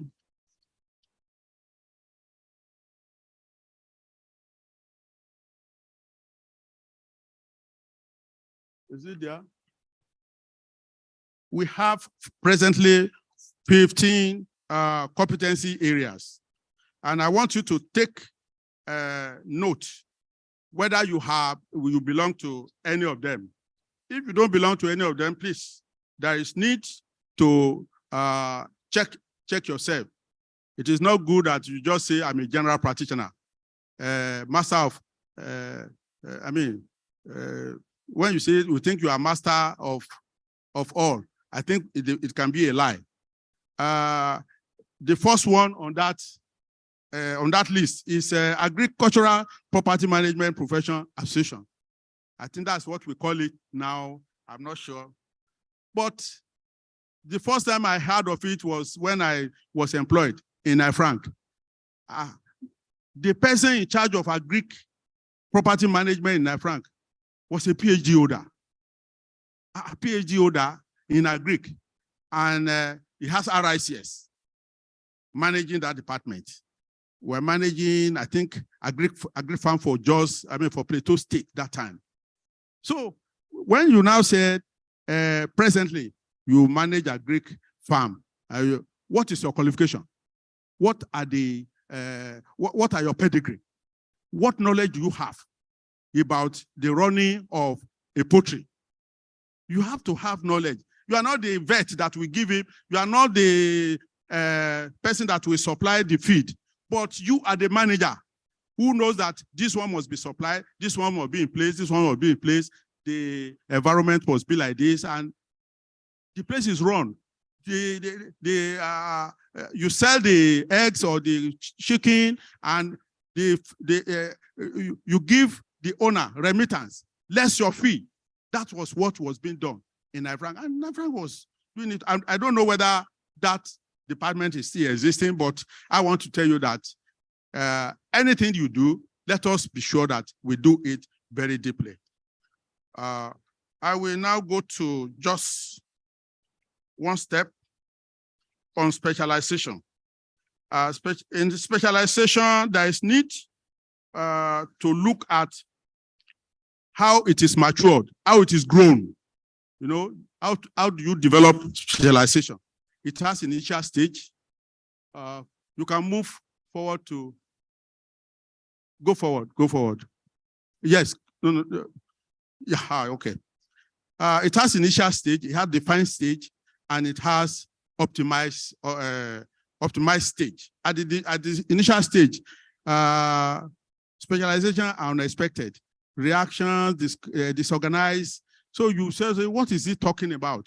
How do you want to, unless you go and sit down on your own and focus on what you want to do, your area of interest, and you go and do research, Google them, then you, okay, you will now be able, and by the time you are talking, you'll be talking better than all of us. Defined stage, this is a latent specialization, does become the rage in a profession. When more than a few professionals start to acknowledge their proficiency in it, it gathers momentum over time until a critical mass is reached. This is where we are at the moment. Some of us are already doing it. And we are gathering momentum. I don't know whether some in the council can remember in 2016, when in the council meeting at Ibadan, the first lecture on business, asset, and intellectual property, or let me say intellectual property valuation lecture was delivered by Professor Ogunleye. After the lecture, many people say, I've not heard of this. What is this? What is this? But today, you can see much knowledge have gone out. The present chairman, Akiwumi, is doing a lot of job related to lawyers in Nigeria, outside Nigeria, but it now remains for us to put it together. Those knowledge, you have to put it together in a way by which it becomes accessible, possible, useful to others. And they are documented and placed in the institution. Then at optimized state, the body of knowledge is published. Yes, that is when you are putting together. Workshops are planned for members who want to specialize in a particular practice area. Practice and ethical issues are streamlined. And a framework for ongoing innovation and improvement is formed at the optimum stage. Finally, the profession organizes promoters the specialization to the general public, because we now let people know that, yes, this is our profession. Some of these things we are talking about, if we have not gone this step, like we are talking of hospital facility management, if we don't document it, we don't have it registered with us, and we are now publishing it, some other people will just hijack it. You can see what happens to auctioneering. We're saying we are the only institution that can do auctioneering. Only institution that can do auctioneering. Before you know what's happening, a group of people just came together and register auctioneering association at Ministry of Commerce in Lagos. And as at now, when federal wants to do auctioneering, they will say, give certificate of auctioneering. But we have, our general practice is good enough. It has all the knowledge, but it doesn't give that certification. That lead me to the summary, which is there. It said the above 3 stages. No, just still leave it. The above 3 stages, each competence can, each competence can be reduced to 5 steps. Each of the competencies, each of the 15 and others can be reduced to 5 steps. Define the content of professional competence. What is the content? Then prepare professional practice manual. Let there be a document of practice. Then code of ethics and standard. Every specialization must have its own code of ethics and standard, because they are different. They are different. And then you now have training program. After all those things are available, then training program for members. And after you have done the training, you certify them. You must certify them that, yes, this is your certificate. You are now certified in this area of competence. in this area of you are now a specialist in this area. If you don't give him that certification, there is no way the training will be useful to him in the current world.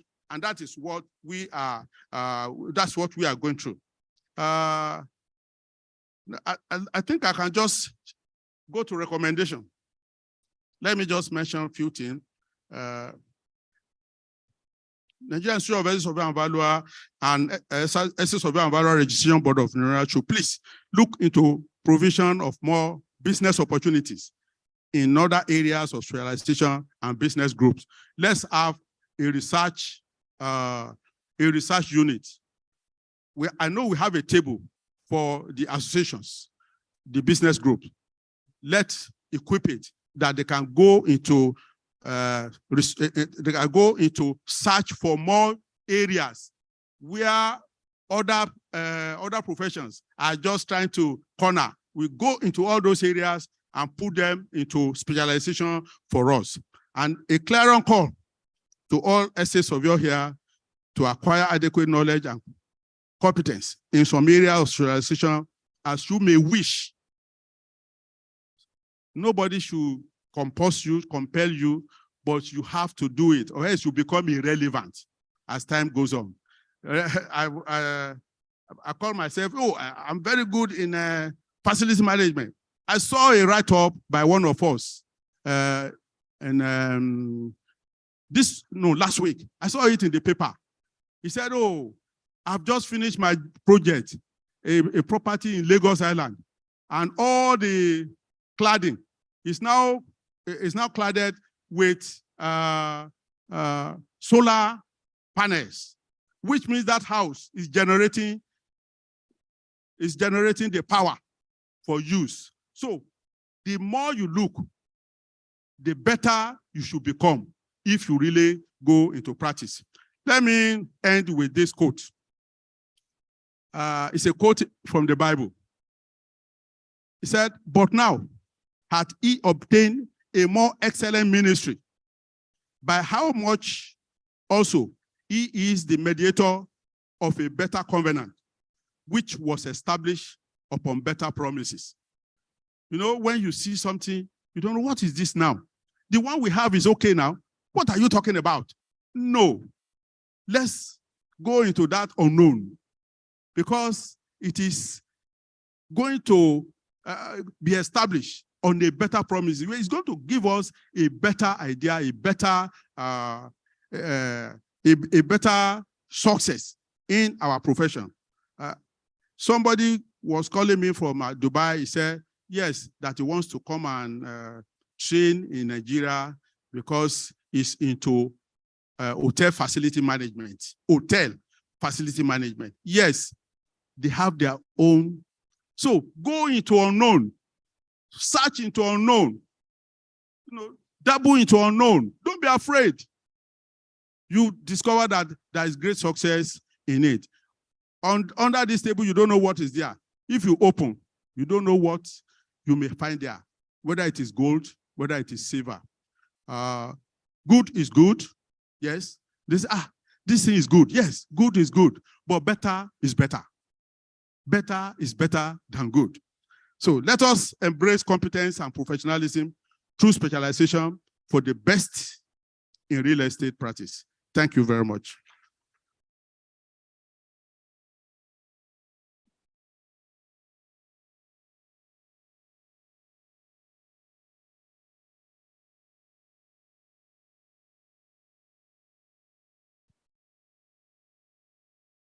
Let's appreciate ESV Dr. Bolamide Joshua Ajayi for that inspiring and insightful lecture.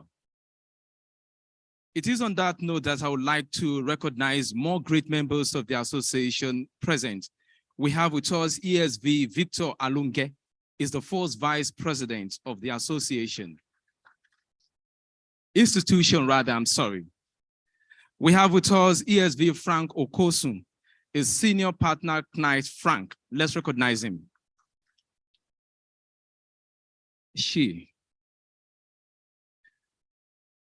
She is a senior member, a senior partner of the Knight Frank. Let's appreciate her.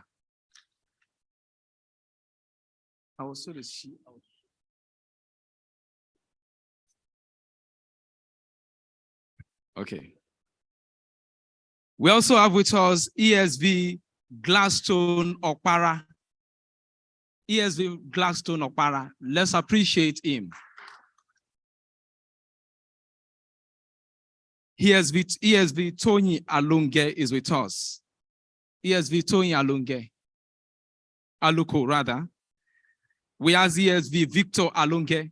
I've called him earlier. Then ESV Tony Agbalaya.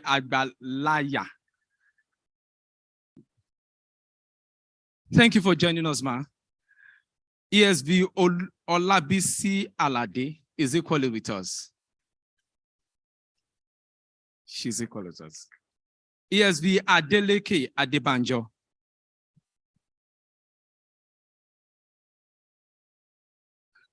Then we equally have Ikechuku Ndobisi.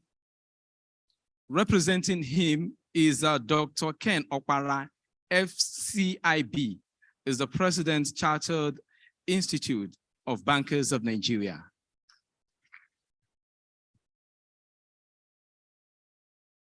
Now is the time for the big moment, which is the presentation of the inductees.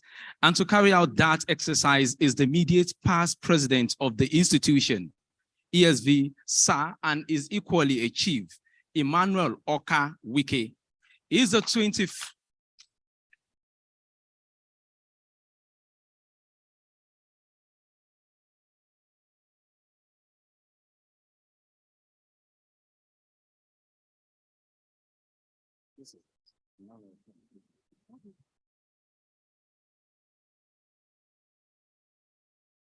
Sorry, please.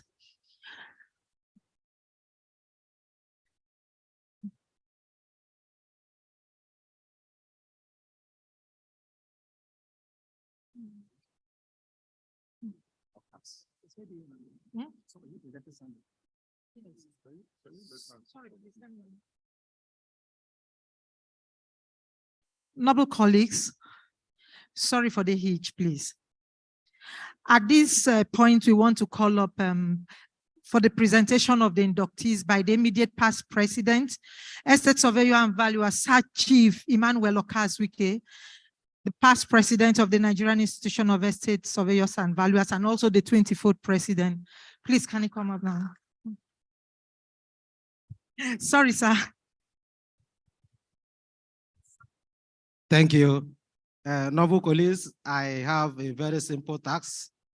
Unfortunately, I have to wait for the president to come in before I do the presentation, because it's the president that we're actually going to present the candidates with. So please, let's just give a few minutes for the president to come in, because it's him that will receive you as the president of the institution.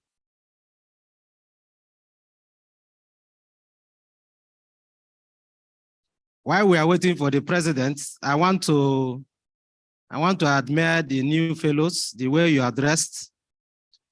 You are dressing very gorgeously. As I came in this morning, I was thinking that if it's possible for me to reapply to be a fellow, because just like Dr. Patola Jai said, these are memorials that when you finish, you just hang it either in your office or in your house for your children and grandchildren and great-great-grandchildren to know that you were once a fellow of the institution, even when you have left this world. So it's a thing of joy that I, as the immediate past president, is also sharing from the joy and from this innovative idea that we are changing our dressing code for the fellows.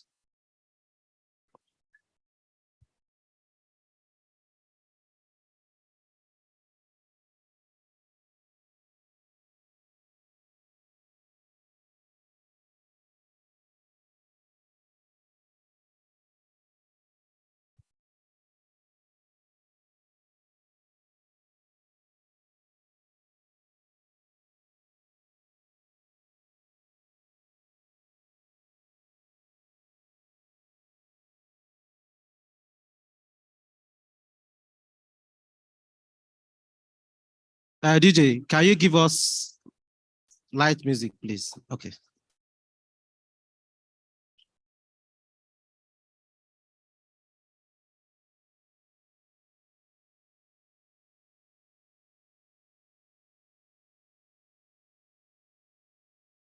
Please, a round of applause as we welcome our special guest of honor, the man in whose hand that we have the Ezabon Arts, the man that who is not an essence of and valuer, but has given us life, the guy that made it possible for us to have the institution. Please, a round of applause for him. Just like the president stated in his address, he's the person that actually fought for us in those days, even while some of us didn't even know that we'll be estates of yours and valuers. And today we'll have him in our midst.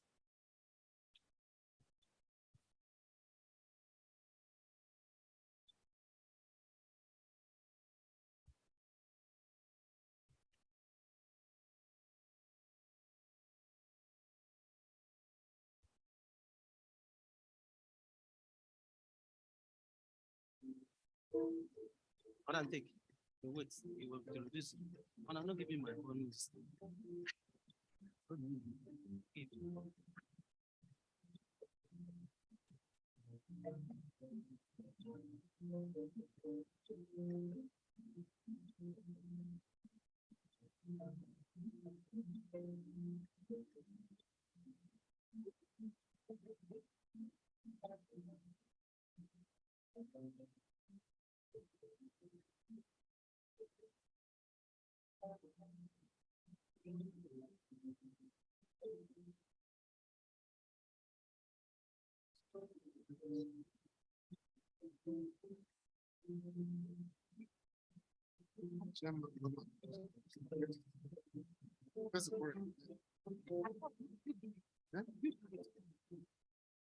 Noble colleagues, we have in our midst our special guest of honor. The man, as I earlier said, God used to give birth to the legal backing of this profession.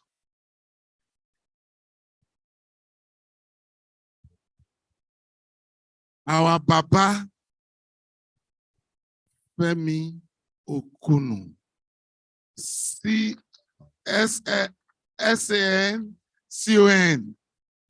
All of you, please stand up to appreciate Baba.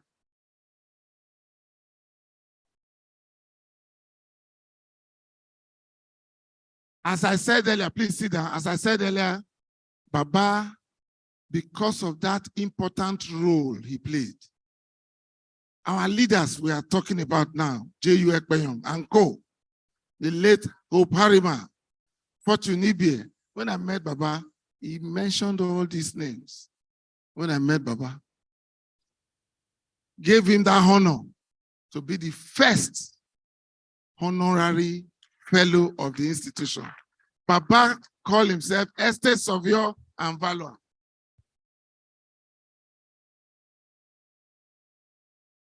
He says, "See my certificate, number 001. And today, we are going to redecorate Baba. It's a big opportunity. And I told him we are going to celebrate him here. Even if he just stays with us for 2 minutes, we'll just do that occasion to honor him. Baba, you are highly welcome. Thank you so much, sir. We are very privileged. Thank you so much. Noble colleagues, Baba may want to talk to us. At the time he wants, he will tell us. We'll take the microphone to him there, because it's not easy, the work he has done to come here. So if I'm sure Baba has something to tell us, to remind us of the history of our profession. Thank you. Thank you, Baba. Thank you very much, Mr. President. It's a special honor for me to be here this afternoon. I could have missed this occasion because I forgot about the invitation which you brought to me a couple of weeks ago. And thank you. I wouldn't have forgiven myself if I had missed this occasion. I must confess, I forgot that the conference is today. Be that as it may, the last conference of this institution, which I attended, was the one held at Ilorin in 1975.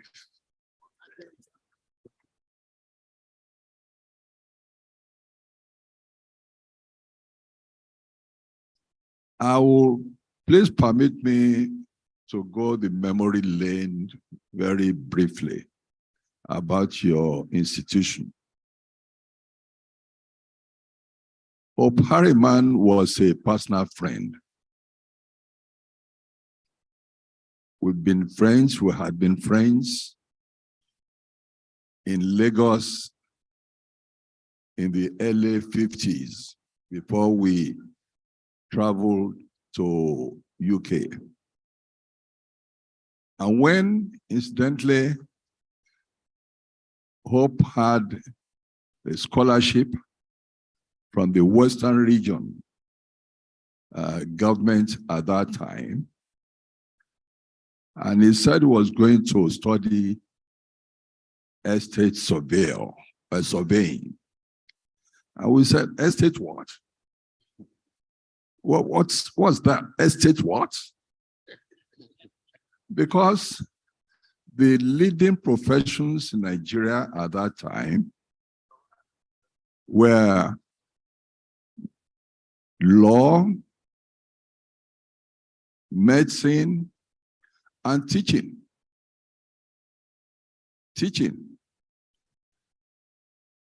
People to teach in schools, and especially the government schools, like King's College, like the government college, Ibadan, Uredli, Umahia, and so on. Anyway, Hope went to Cambridge for his first degree. He was at Stevenage, where he did his practical. The rest is history. Hope could have been 90 last month if he were alive. He joined LEDB, Lagos Executive Development Board, which was established following the disaster which happened in Lagos about healthcare in the late 20s. He was there as the head, very close friend. When we were studying, we saw ourselves, we visited him at Stevenage, he was in London, and all that. When I had the opportunity of serving as the Federal Commissioner for Works and Housing,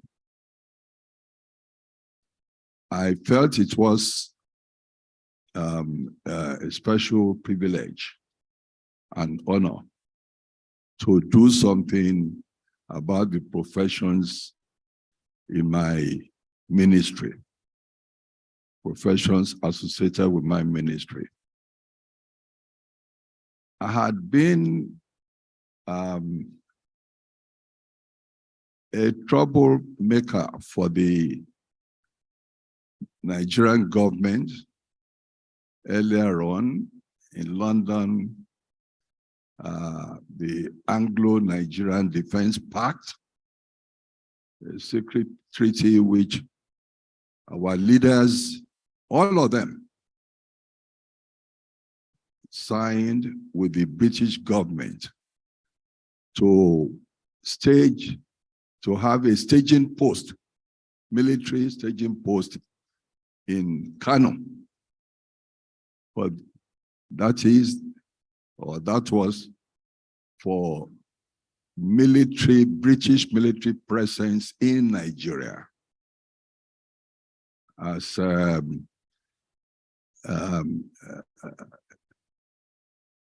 leader of the Nigerian Union of Great Britain and Ireland,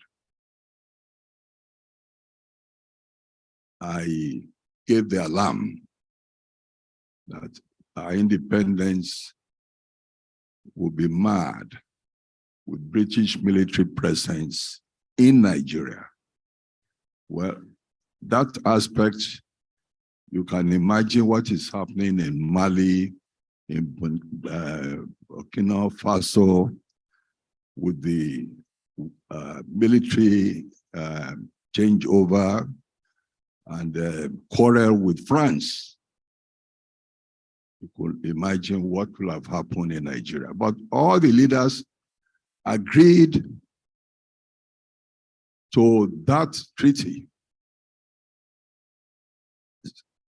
The Prime Minister, Balewa, the Sadana, Sokoto, Chief Awolowo, Western Region, Dr. Nnamdi Azikiwe, they all signed.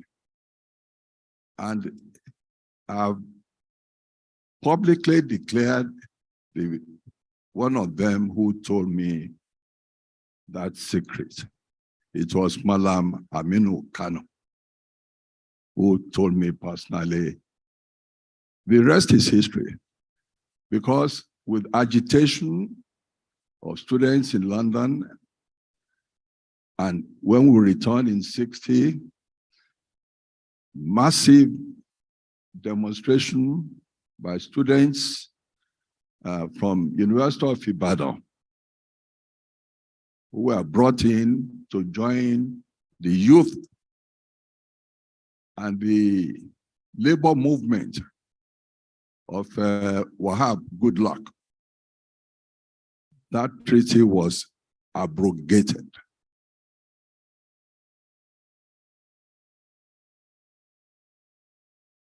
These are parts of history which may not be known to many, many people.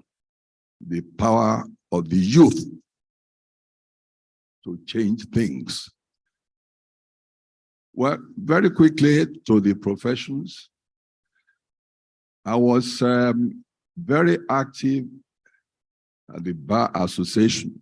I'm happy the attorney, the leader of the bar in Lagos State, is present.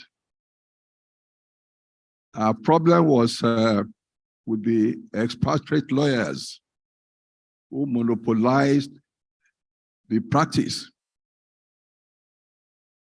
USC, Nigeria, it wasn't limited at that time. First Bank of West Africa,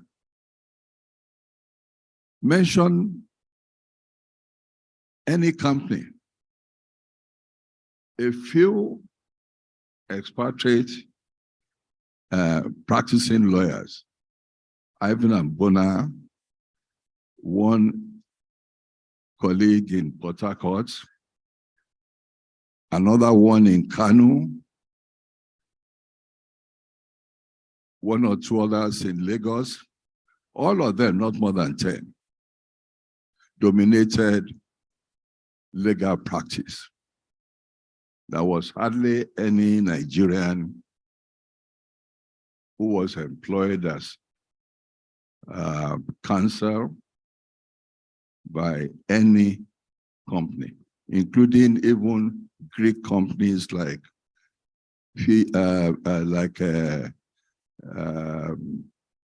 I've forgotten the name now. It will come back. And so a group of us agitated for Nigerian lawyers being involved in legal practice for expatriate companies. The high watermark was at our conference in Kaduna, where we even wanted to not debar them, but we didn't want the expatriate lawyers who were also students in universities and inns of court like us in England. So what else did they know that we didn't know about English law, which was dominant in Nigeria? The battle was so tense at our conference in Kaduna that the expatriates thought that their days were numbered as lawyers in Nigeria. It's that spirit which are carried on in the Ministry of Works and Housing, Federal Ministry of Works and Housing.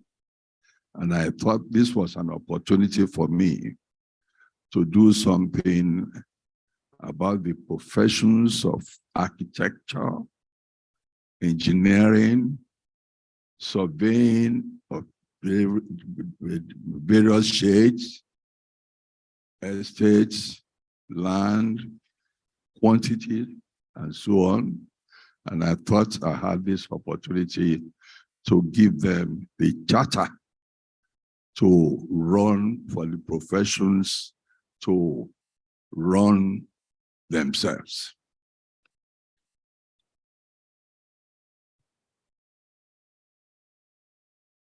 The three main professions were in my sight.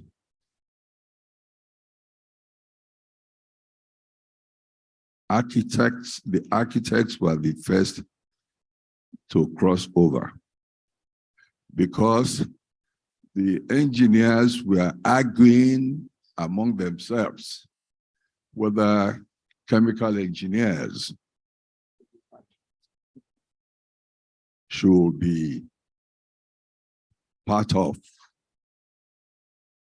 the game, as it were. They were not engineers as such, they were special. And so I left them to settle their quarrel. Because looking back, and at that time, that was my thoughts, what was their problem?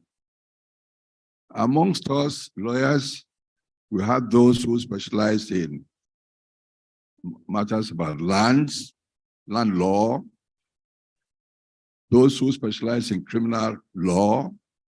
So but anyway, I wanted the professions to settle their quarrels, inner quarrels themselves.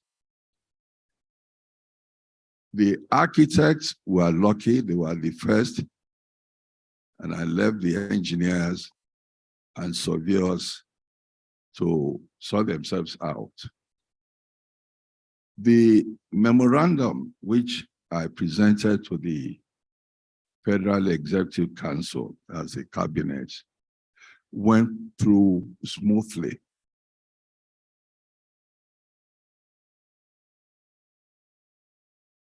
Akon scaled the bar. But when I then intervened in the quarrel among the engineers, and I told them, look, we have divisions, also specialties in our practice. So I'll go ahead. And this time, the same memorandum, almost word for word, I presented to the Federal Executive Council for their consideration and acceptance. This time, those colleagues of mine who had some problems then woke up. If you look at the Architects Registration Council decree, you'll find this clause there that no body who practice architecture in Nigeria unless he was a Nigerian citizen. I'm not quoting the clause word by word. Well, those of my colleagues who perhaps didn't read their own copies of the memorandum carefully, that memo scaled through, no problem, no opposition. But when I went back with the engineers,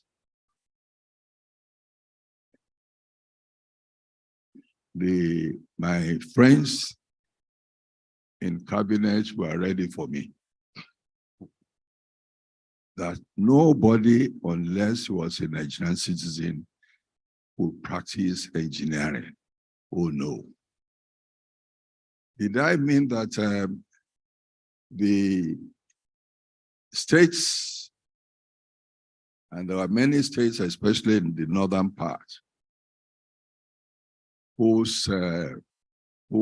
did not have sufficient Nigerian engineers?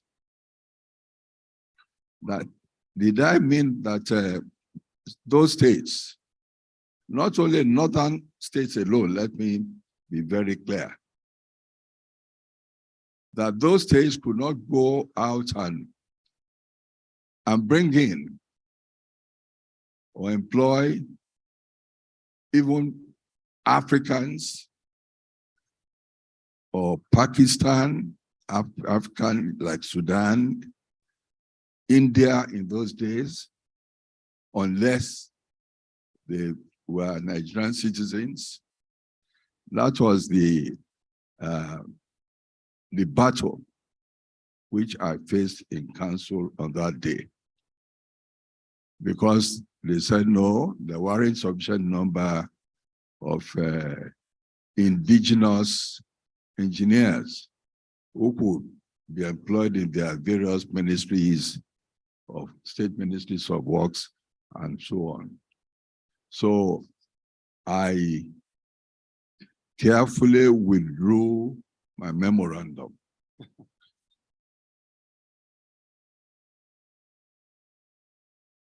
My late friend, Deputy Permanent Secretary Tahir, said to me when we got back that when I got back a few days later, that council, that memorandum was dead, rejected by the council, judging by the minutes of the council meeting kept by the cabinet office. I said, no. You are not in council with me. You didn't know the sense of the council deliberation. No, you don't. I will go back to council. So all I did was to remove that apparently offensive clause, which went through in the case of the architects. And I did that, some other minor amendments. And I went back to council.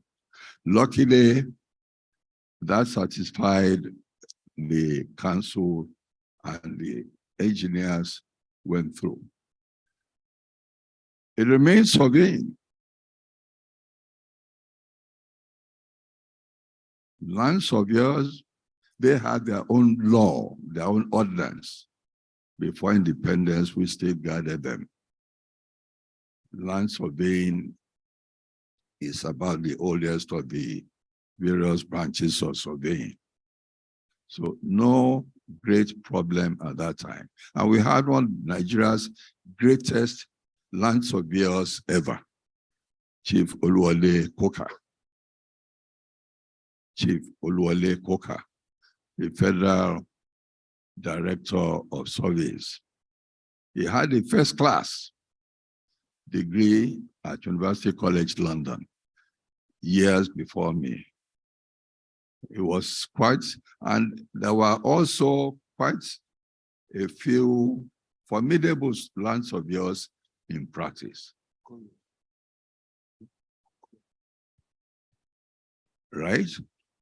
Now, but in Eastern Europe, correct me if I'm wrong, surveying was general.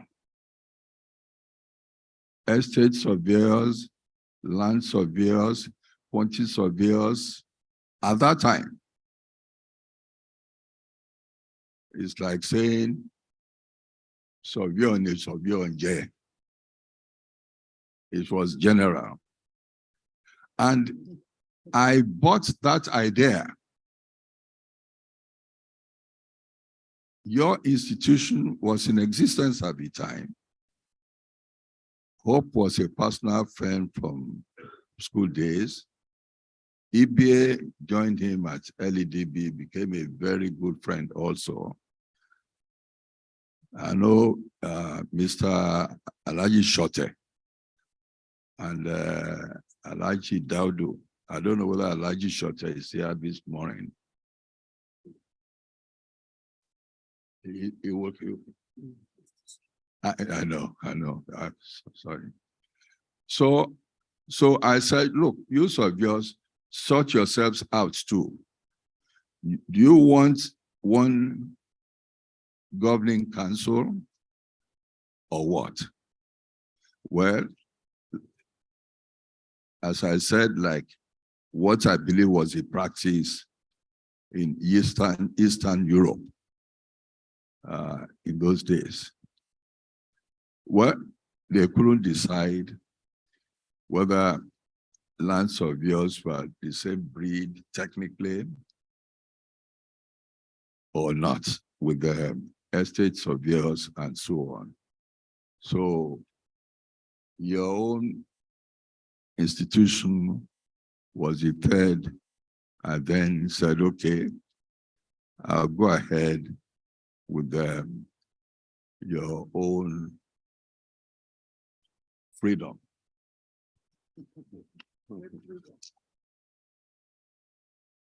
And I didn't have much or any opposition when I said, all right, the estate surveyors should have their own charter, as it were. Well, I put this this matter across to you to know where you came from.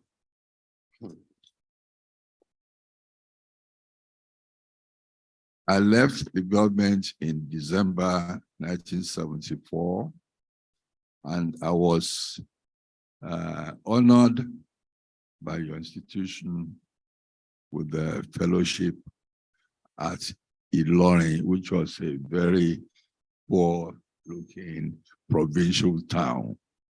At the time. At the time. It's changing. It's changed in many respects now. Well, there you are.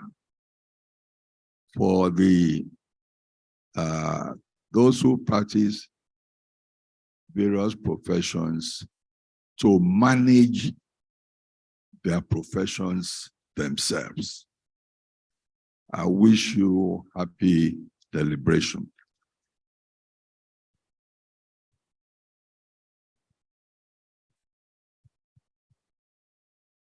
Noble colleagues, before Baba will stand up, when we decorate Baba, myself, the chairman of privileges, and the chairman of board of fellows, and with the help of our past presidents here, all of us will gather around Baba, because when you have an elephant in the room, you have to, all of us have to manage it.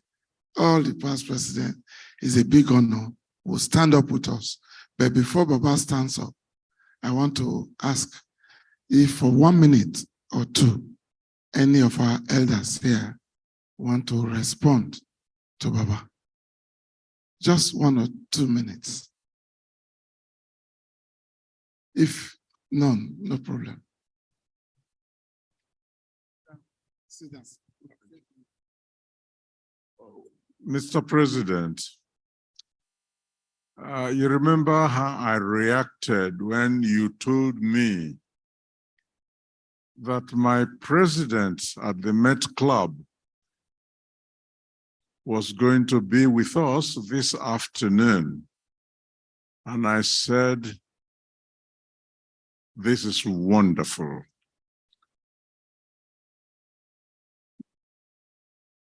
It's truly wonderful because he is one of the true founders of this institution. And because we recognize that he is a true founder, we could not just give him a fellowship. We had to give him an honorary fellowship. So we're at this afternoon having one of our colleagues. May I, on behalf of the entire membership of the institution, say, sir, you are at home, and we welcome you most heartily. We wish we could have you more regularly, but we understand, of course, that with age, even to have you for 1 minute is a plus. And as you talked to us this afternoon, some of us looked back and remember your friends through whom you became associated. And then by the time you got into government position, I must say, you used that position very much in our favor. I think of Hope Harriman, I think of Fortune Bier, I think of all the others, sir. Welcome, sir. You're at home. Thank you very much. So, noble colleague, this we want to do now a very special event for Baba, while all others are standing, so that he will be the last to come. So that he will just stand where he is here, we'll dress him here. Please, noble colleagues, let me give, you want to conduct it, sir? Okay. Okay, my BOT chair, please. My BOT chair, please. We have here, no, you are going to perform a ceremony, sir. You have here this gown, doctorate gown for our Baba, and he will be dressed. We have the medallion. Is here. We have honorary fellow 001.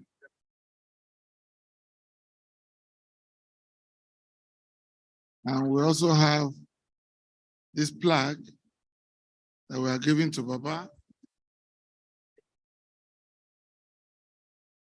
as one of our own and a special guest of honor today. So we perform the ceremony. Thank you.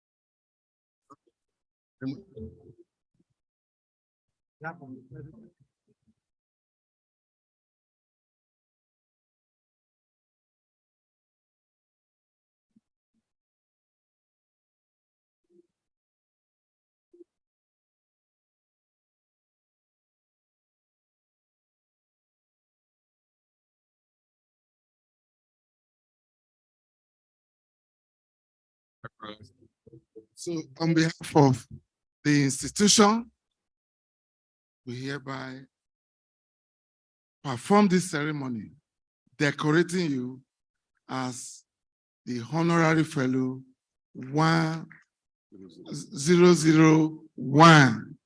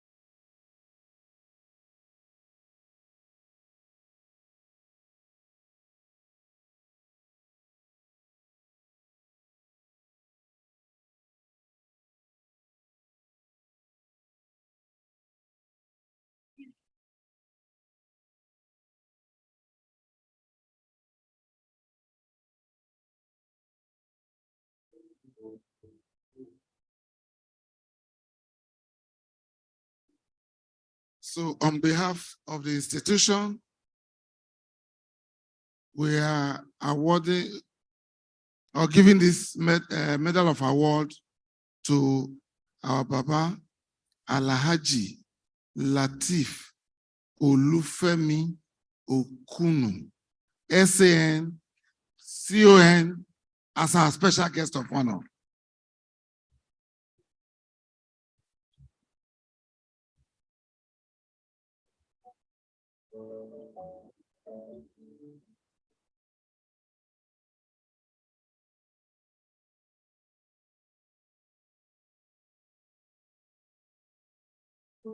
My immediate past, I think you were on the floor before the Baba came in, please.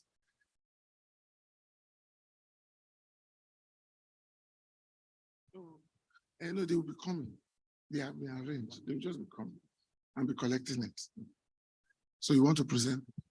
Yes, I will call them. I will call them. No, you wait. I'll call you. I will invite you.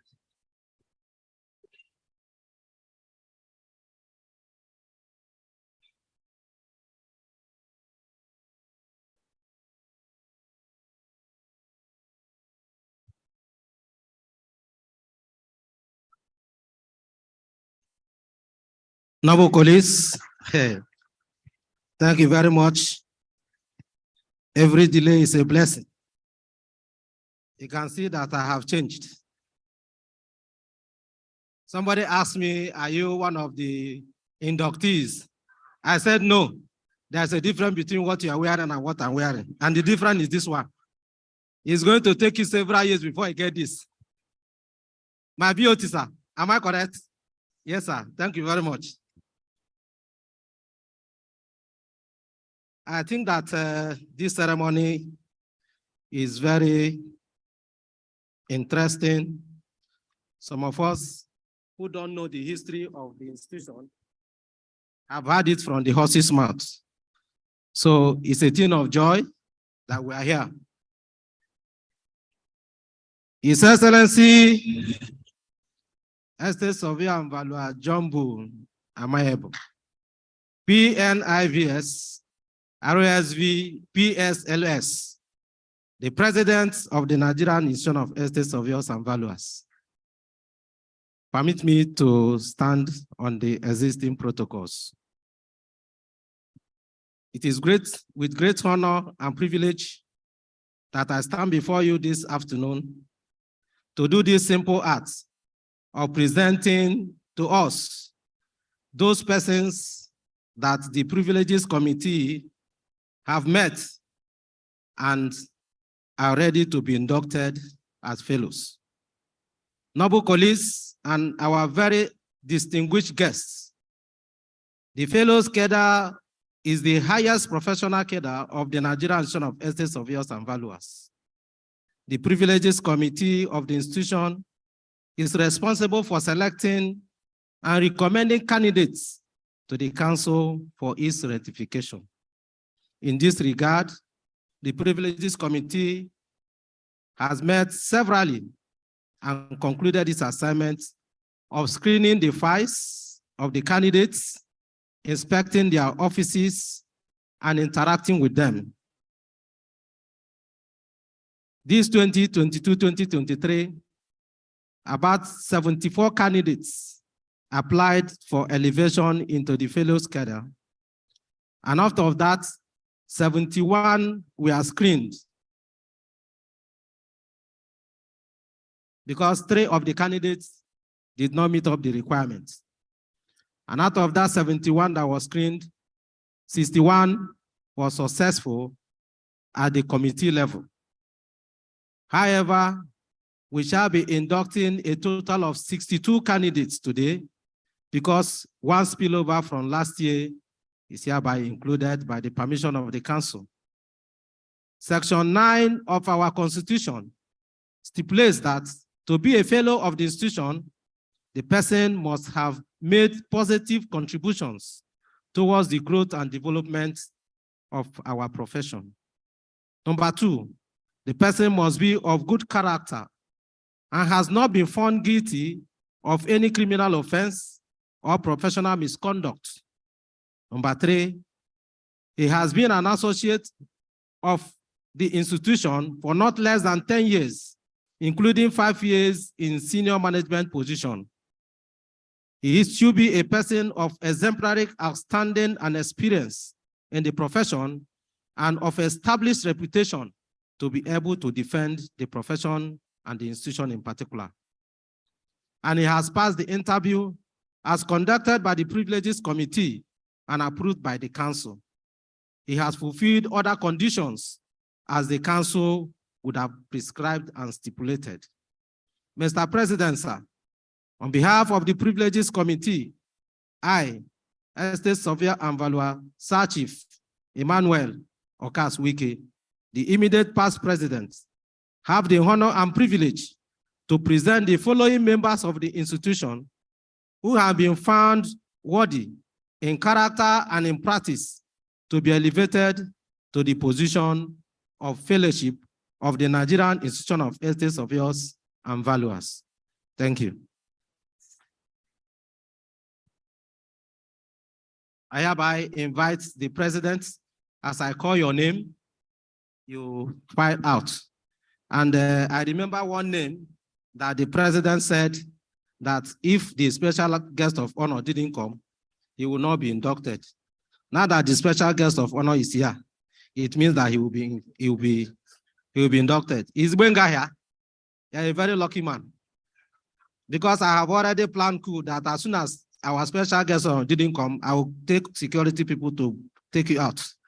But because he's here, you are exonerated. I hope you have your oath of allegiance to the institution. I think I will.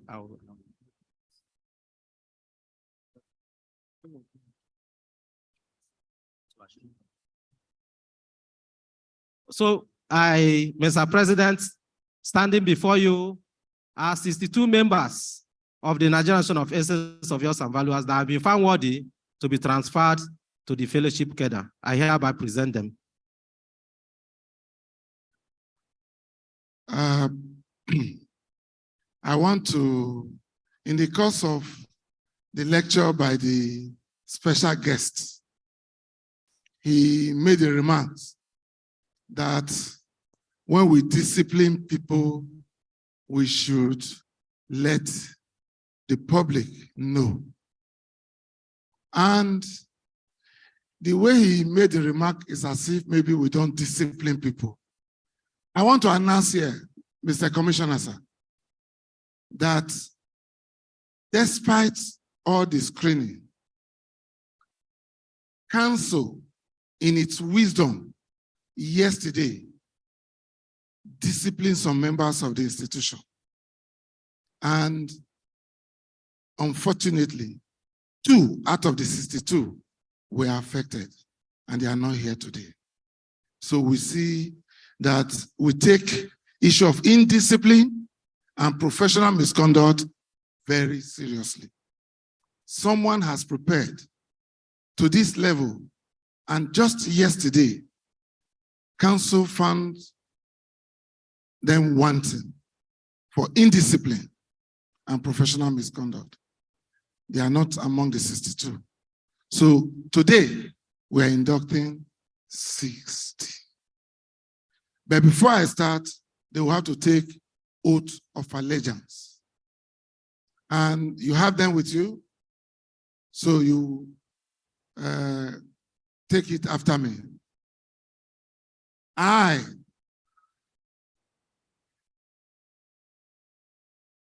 with membership number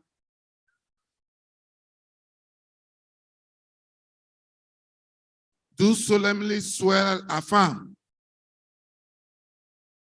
that I will be faithful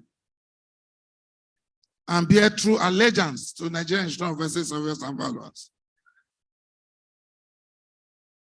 that as a fellow of the institution, I will put service above self and act in the best interest of the profession of estate surveying and valuation at all times. You are swearing this before our Baba here, and the CJ of Lagos State is here with us. So, that I will uphold the motto of the institution: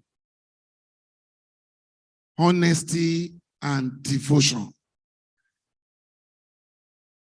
In all my endeavors, that I will be at all times seek the development of the profession and the corporate existence of the institution, that I will abide by the rules of conduct and uphold and defend the objects of the constitution of the institution. Let me repeat that last paragraph. That I will abide by the rules and conduct, rules of conduct, and uphold and defend the objects of the constitution of the institution. So help you God. So you will sign it, and you get a witness to sign it before you come out now. And noble colleagues, we have the chairman of Board of Fellows as the chairman of privilege is bringing you, and you are now inducted. The chairman of fellows will receive you and you go away. You still have a lot to do with. During the time of goodwill messages, he's still going to address you people here briefly. So what you will do, you file, number one, will just, sorry, I will do that. You go like this and come back like this. So thank you so much.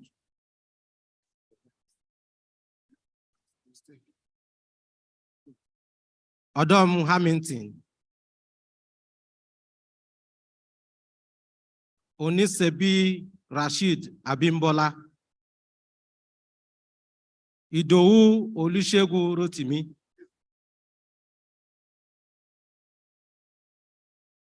Onwuka Ikpu. Wakama Thompson. Nweke Obed. Ijeoma Ifeanyi Chukwu. Uche Ibe Augustina. Afolabi Adewale James. Afolaya Abel Omoniyi. Okon Edet Basi. Omeleme Agatha. Oligbenle Olu Yemi. Okonkwo Gabriel. Obuli Samson. Olutola Oladiri. Okunusi Olayenka. Akimbola Timitope. Olarunkokun Oladipo. Abudere Olalekan. Adesina Samuel. Eshet Inokom Samuel. Ogurende Lukman. Abdulkadri Abubakar. Adediro Oluminde. Musa Jubin.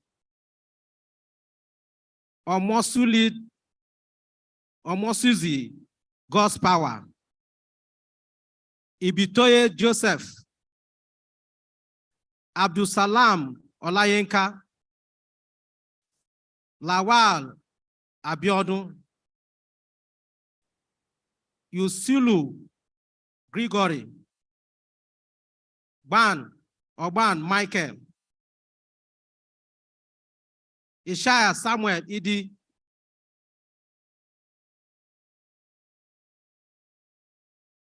Alabi Afix. Edumoda Stephen. Wale Badume. Amino Patrick. Anthony Eremosili, Tunji Titulayi, Peter Erobikem, Ejim Ugo Henry, Osao Kingsley, Gayo Nasiru, Adamu Garuba Sani,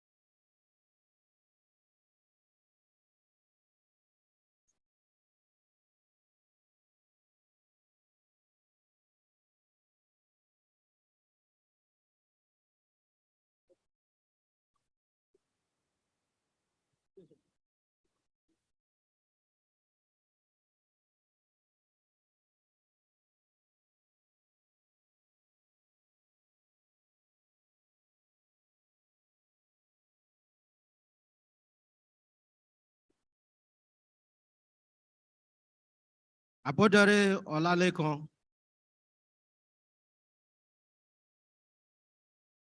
Adesina Samuel,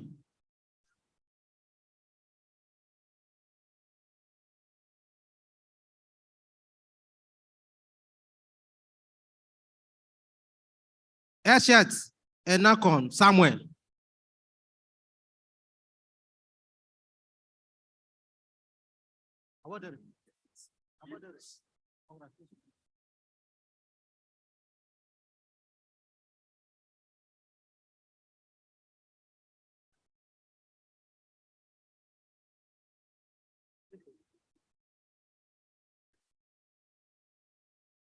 Wasi,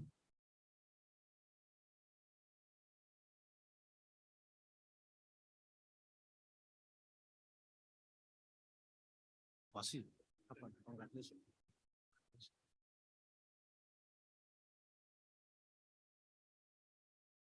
Your name. Abubakar. 29.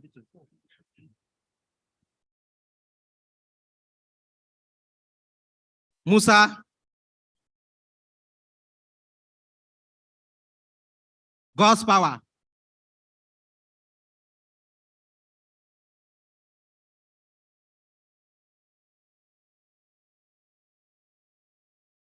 Ibitoye Joseph.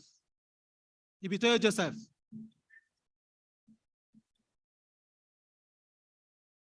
You are Joseph. You are God's power. Abdul Salam.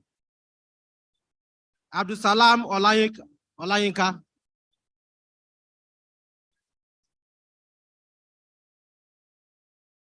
Lawal Abiodun.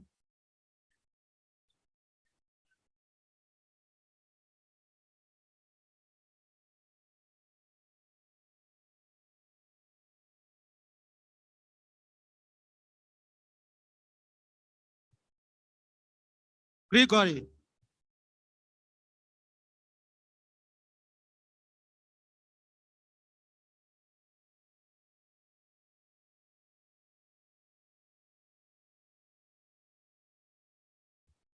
Oban Michael. Isha Samuel Idi.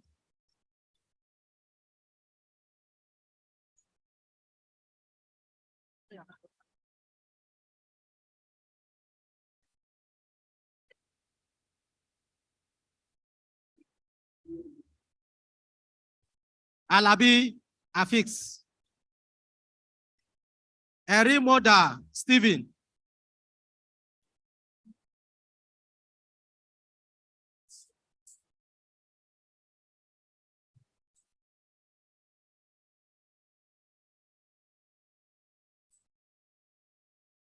Very Mother Stephen.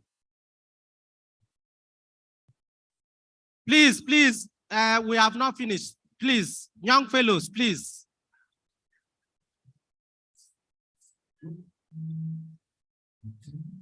Badume Wele. Badume Wele.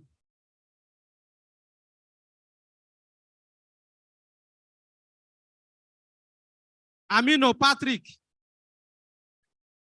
Amino Patrick.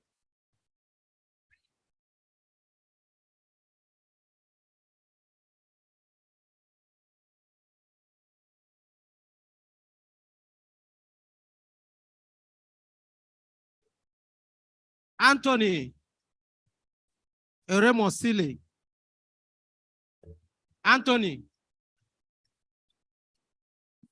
Tunji Titiloye. Tunji Titiloye. Congratulations.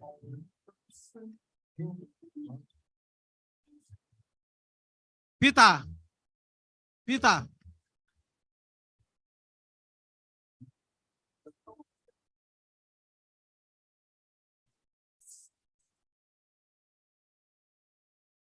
Ejim Ugo Henry. Ejim Ugo Henry. Ejim Ugo Henry.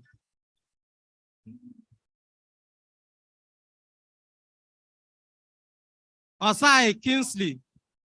Osaho Kingsley. Osaho Kingsley.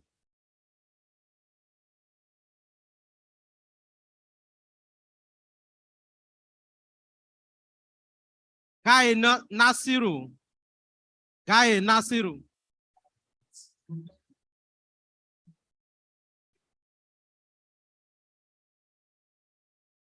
Aluko Oluwatosin Olawale.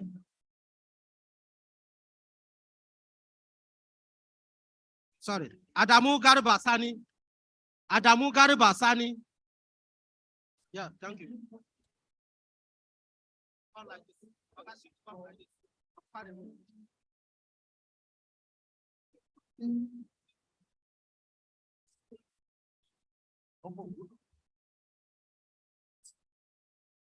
Aluko Oluwatosin Olawale, the Honorary National Public Secretary. Please, a round of applause for him. Thank you. Alu Joseph.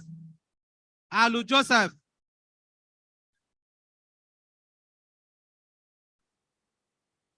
Alu Joseph.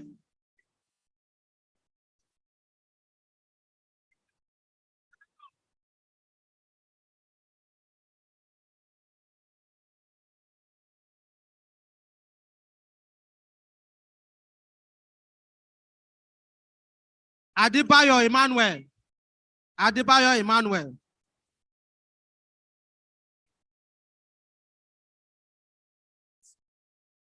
Adeyemo Adebayo Samuel.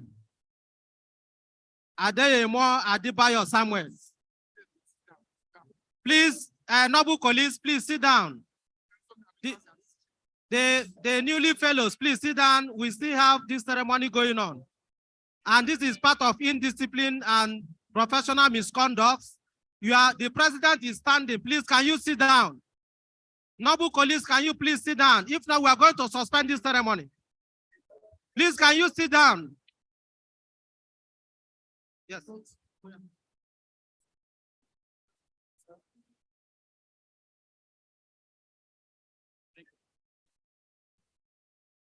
Please, noble colleagues, please, can you sit down? Please. Please remember that the council still have the right to reverse whatever thing we have done, please. And the president is standing, please. Please. Bello Abdulaziz, Olorewaju Oladele, Ismail Olubenga,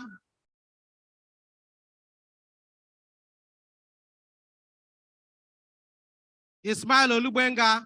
After him is Rogers. Rogers.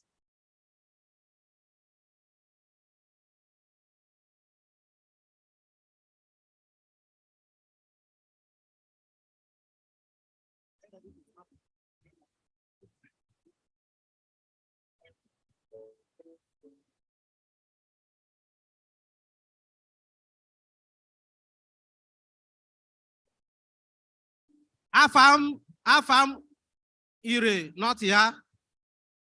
Rotimi Olubenga Collins. Rotimi Olubenga Collins. Rotimi Olubenga Collins.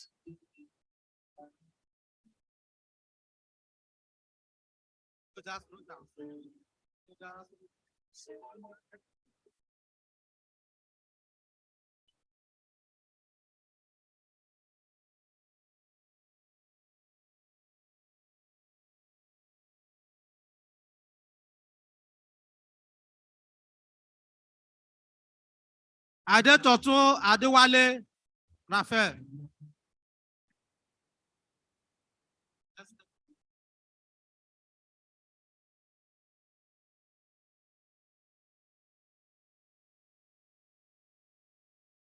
Alaye Kehinde Oseni, sorry. Alaye Kehinde Oseni.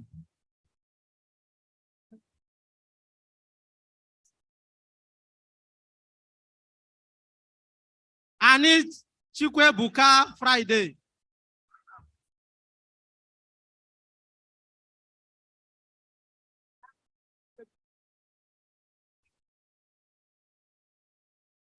Ani Ebuka.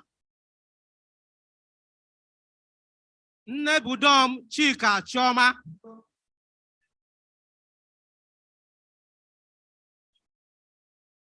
Reward Chinedu.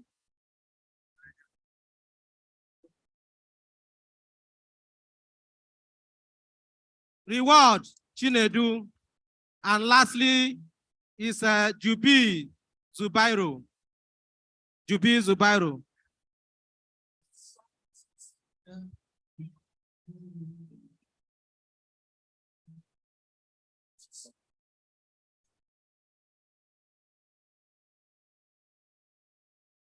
Jambi Zubairu is the first from the rear.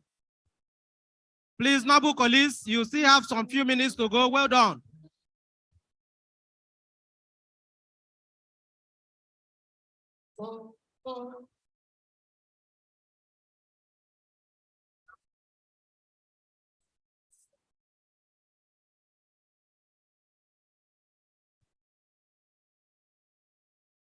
Congratulations.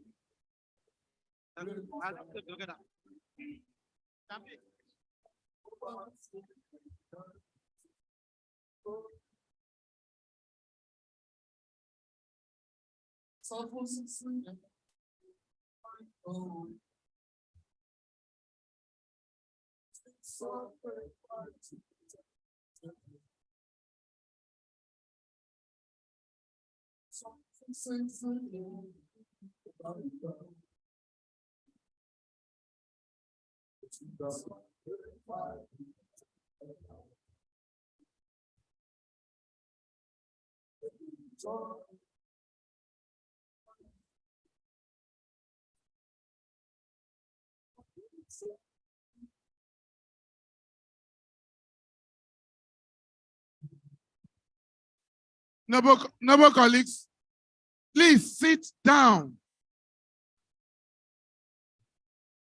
All fellows, sit down.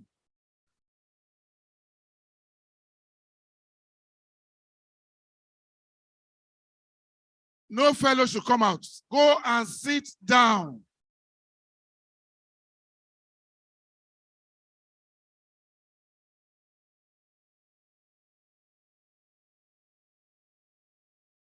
You have 1 minute. 1 minute.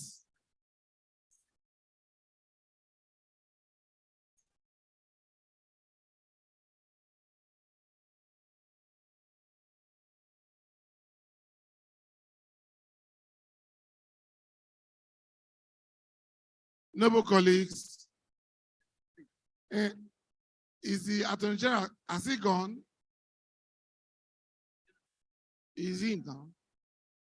The Commissioner for Justice, Lagos, please sit down. Silence, please.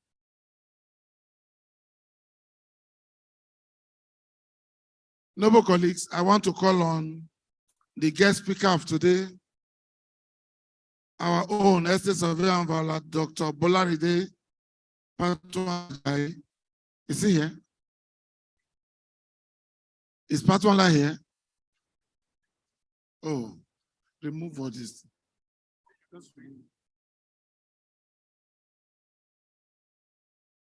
Hold it. Thank you so much, sir, for a wonderful presentation you made. Always available. Thank you and God bless you. Please, let's clap for him.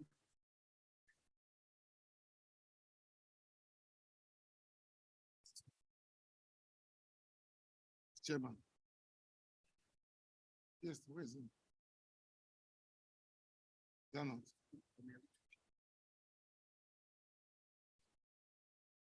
The chairman of today, my Oga, Estate Surveyor and Valuer, Olorogun James Omeru. Please, let's clap for him.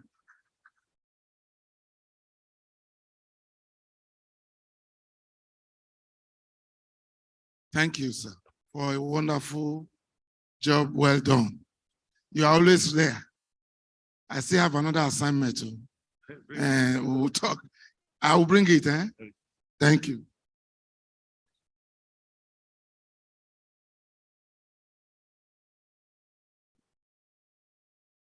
Where is the MC? Noble colleagues, we at this juncture want to call the family of our first president for a brief remark. So I'm calling on the representative of the family to please come out for a brief remark. But before that, I have a representative. Yes. Yes. Where's the name? Where's the name of the person? Okay, they have it. Okay, thank you. They will do it. Please come up.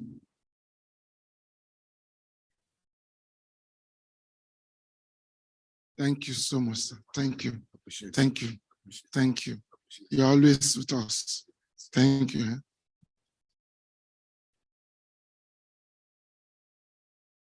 Thank you very much, sir. Mr. President, Chairman of the occasion, special guest of honor, guest speaker, fellows in the house.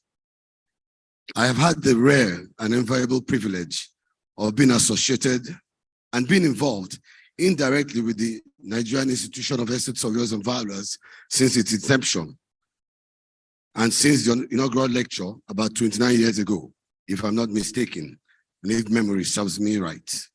And I can boldly say that I've observed the progress and journey of this noble institution going from glory to glory. And with what I have witnessed so far firsthand, my conclusion drawn is that the sky is your limit. Hallelujah. The management committee, the board of trustees, past presidents, current and past chairmen of branches, unofficial members and others for a job well done. Despite the inhospitable and uncooperative environment we find ourselves in today, the above-mentioned team has succeeded in steering this ship safely to port without incidents.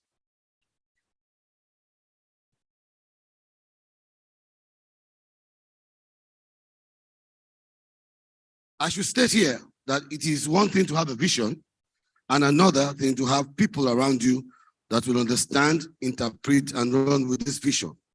In this regard, I make bold to declare that the vision and objective of our founding fathers 29 years ago in establishing this institution has been achieved through tireless commitments by top management and those involved at the helm of affairs of this noble institution. The inclusion of the J.W. Ekpenyong lecture series of the Fellows Induction ceremony is not only wisely thought out, but it also has added another connotation to the glamour of this event. The primary goal of which is to sensitize the public and the government of the importance of estate surveying in nation building through events like this has been achieved. In closing, I would like to thank the management committee and all of us, all the above group mentioned above, for a job well done. Thank you all. God bless you as I bid you journey mercies to your destinations in the name of Jesus. Thank you.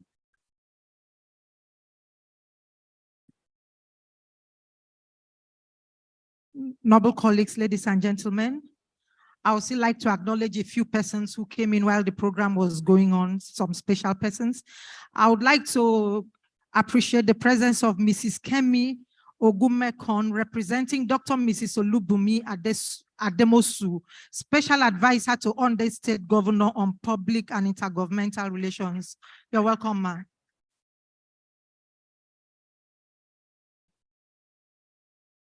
While the program was also going on, the first vice president of the institution walked in, estate surveyor and valuer Victor Alonge, but at the time he was recognized, he stepped out to bring in Pa into the hall. You're welcome, sir.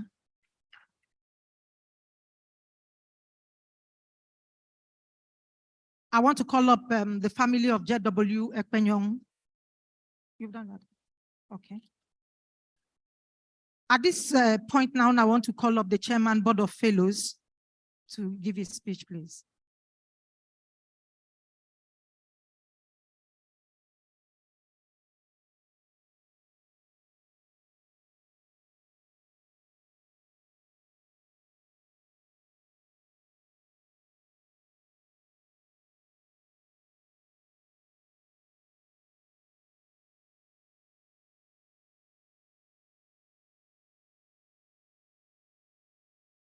The President of the Nigerian Institution of Estates and Valuers, please, distinguished noble colleagues, meet me stand on the established protocols already existing.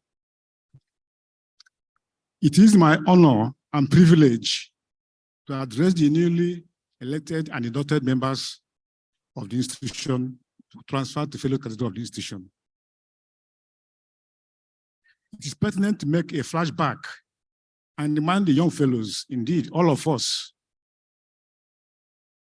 of the tortuous route you passed through before arriving at this professional milestone. The journey dates back to the very first day you enrolled to read estate surveying and valuation in a recognized tertiary institution offering the program. It runs through your years in the school until graduation.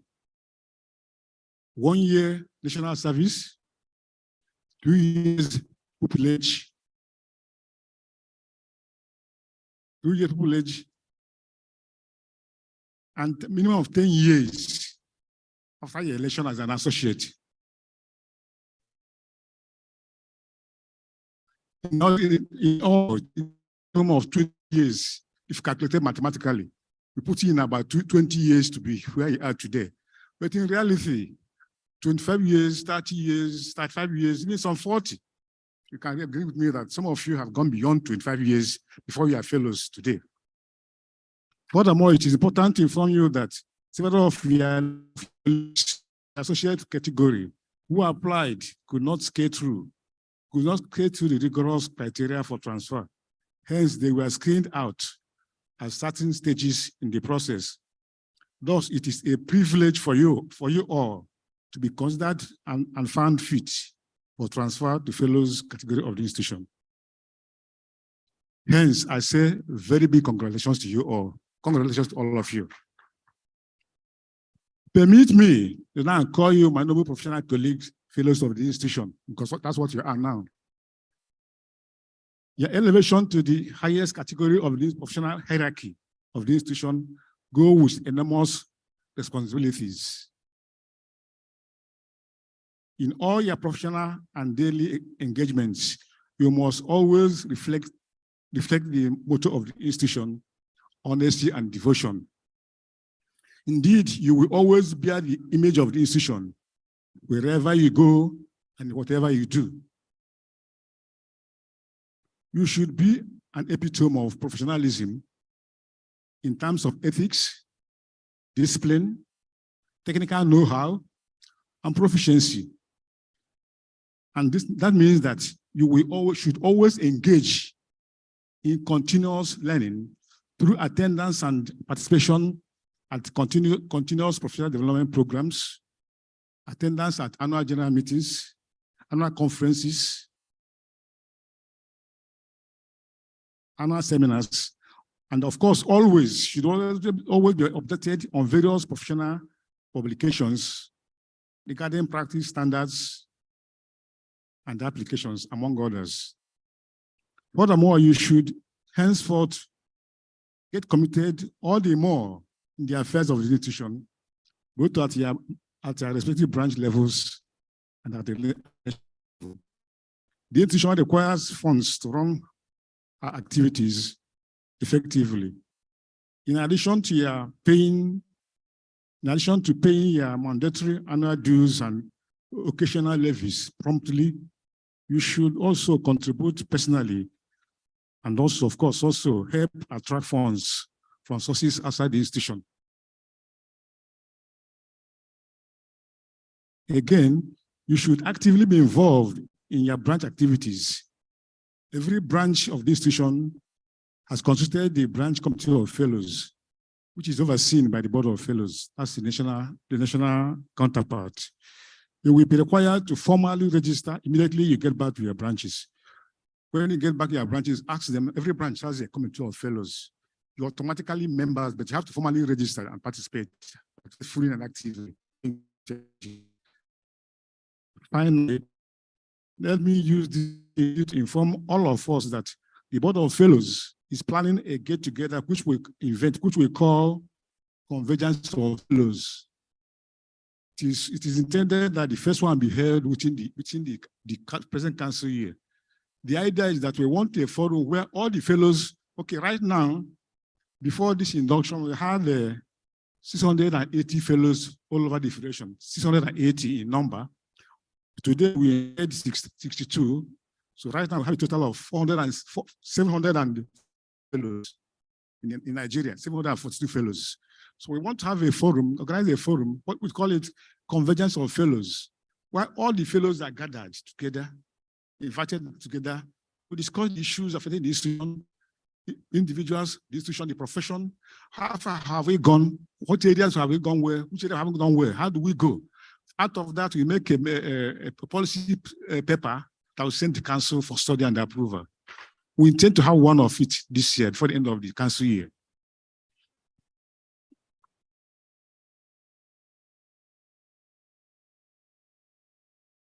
Once again, I say congratulations to you all. Go carry your new rank with honor and dignity. This is the highest level of the professional practice and everything about the profession. Whatever you do, remember you are now at the highest level. Whatever you talk, should be able to stand up and talk about any aspect of the profession. Technically, you keep on reading, attend seminars, keep on studying, read. If you don't read, you can't know. Anybody that is current must read. Congratulations. Thank you very much.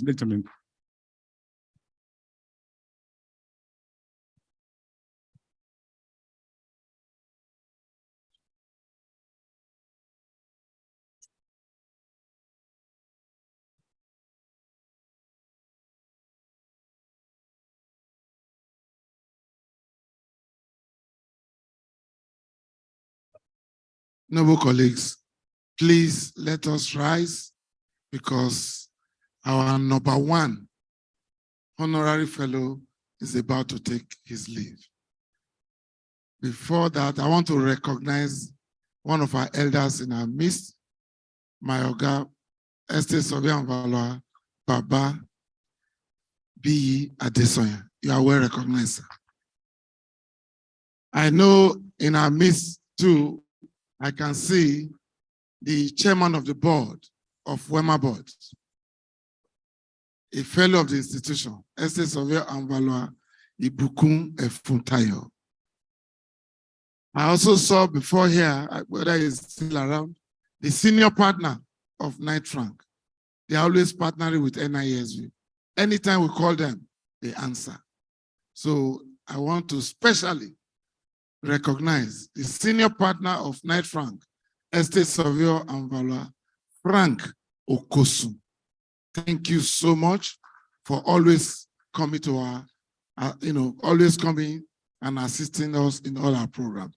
So please let all of us stand up while Baba take his leave. And let's clap for Baba. We were begging for Baba for 3 minutes. Baba stay over 1 hour.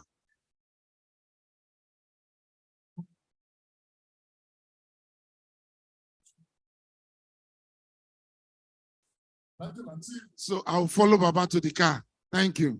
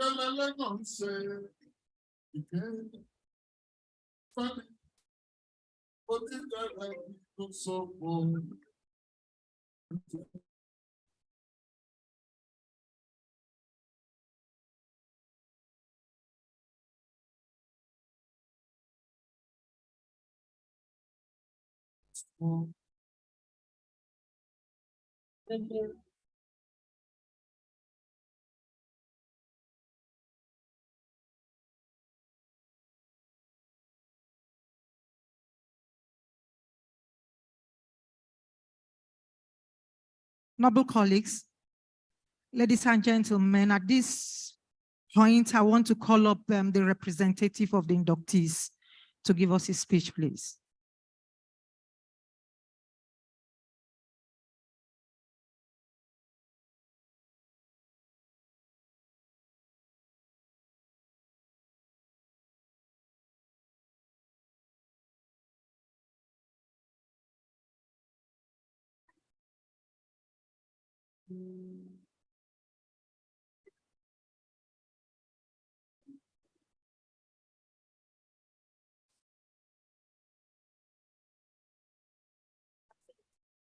Okay.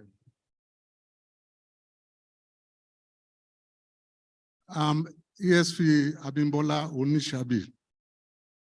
On behalf of my colleagues,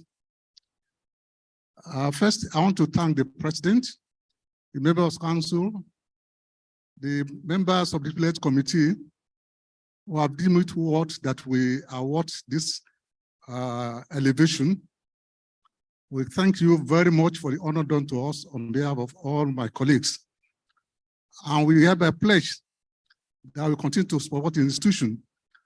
We have not taken for granted the honor done to us today, because after a very long journey, we have come this far.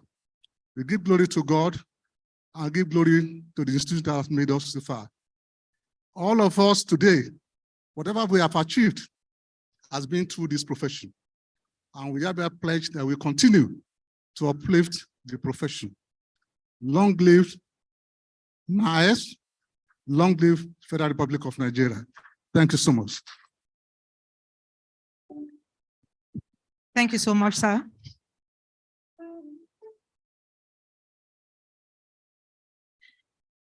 I would now call up our first Vice President, Estate Surveyor and Valuer Victor Alonge, to take the vote of thanks, please.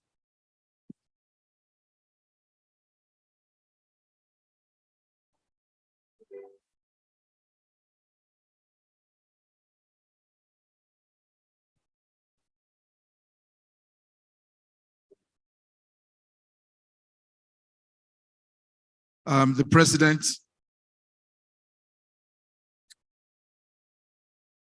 the Management Committee members, the Council, BOT, of course, the Chairman of ESVABON, past presidents, our special guests and the guest speakers, please allow me to stand on the protocol that has already been established. I want to thank, I think most of our special guests are already left. I want to thank the Honorable Commissioner for Justice and Attorney General of Lagos State for finding time to attend this ceremony. It shows that the government and ourselves we are getting closer. So we want to thank you for attending. Of course, the chairman of the occasion, our past president, the guest speaker, also our past president, for doing justice to the topic. Of course, I will also thank the chairman of the privileges, because today is your day and you've made it possible for us. All our past presidents, the chairman of the board, of course, our fathers, led by Estate Surveyor and Valuer, Joe Idudu. We recognize and we thank you. You're always with us. Thank you so much for coming. And of course, Umweke Umezurike, all the way from Abia State, because we know you are now retired.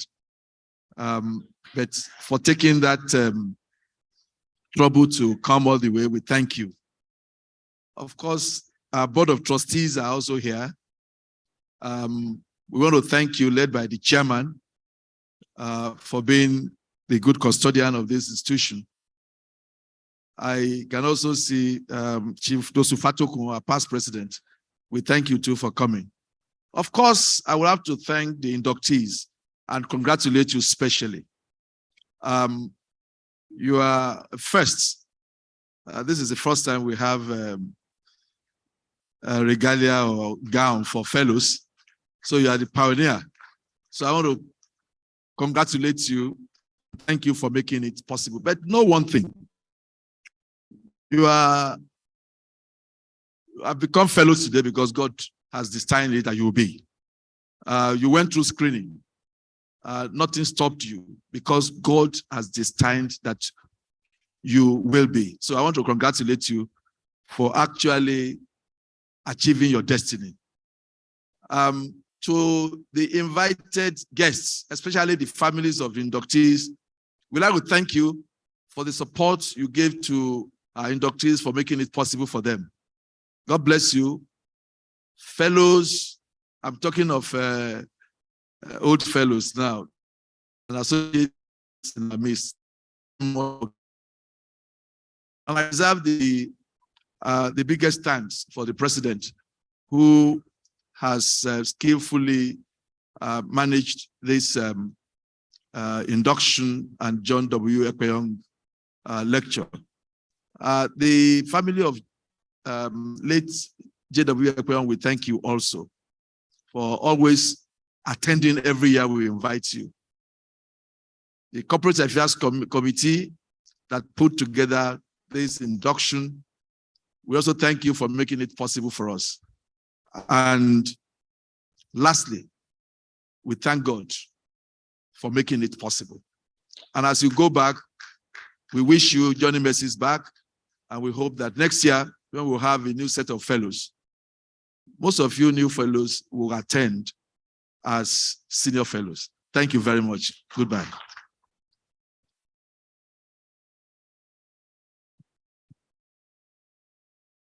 Thank you very much. Okay, thank you. On this note, please, can I have the permission to call up Estate Surveyor and Valuer Bature Ali Mohammed to take the closing prayer, please.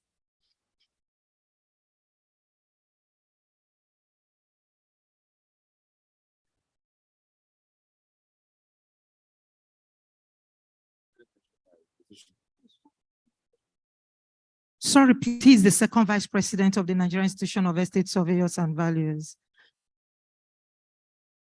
I don't know what they brought.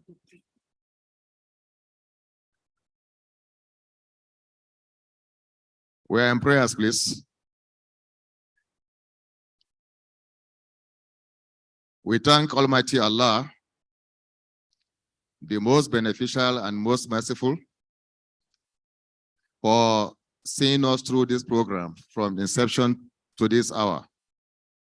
We give him thanks and blessings for giving our leaders, our past presidents, the current presidents, officials of the institution, the ability, the capacity to lead this institution from the inception to today. Almighty Allah, as we have all gathered here this morning to this hour, we ask and we pray that you take every one of us back to our various destinations safely. أعوذ بالله من الشيطان الرجيم بسم الله الرحمن الرحيم الحمد لله رب العالمين الرحمن الرحيم مالك يوم الدين إياك نعبد وإياك نستعين اهدنا الصراط المستقيم صراط الذين أنعمت عليهم غير المغضوب عليهم ولا الضالين. Amen. Thank you very much.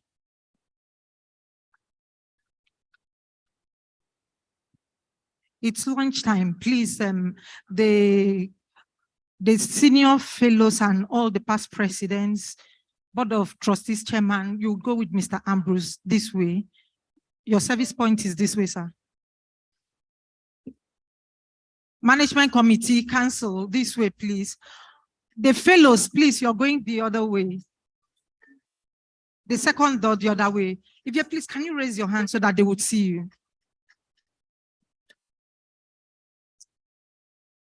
Please, can you announce this thing properly? Please, the inductees, fellow inductees, you go to the other point. That's the point. The inductees, fellow inductees, that's the point there. Why the council members, the past presidents, senior fellows, this is a point here.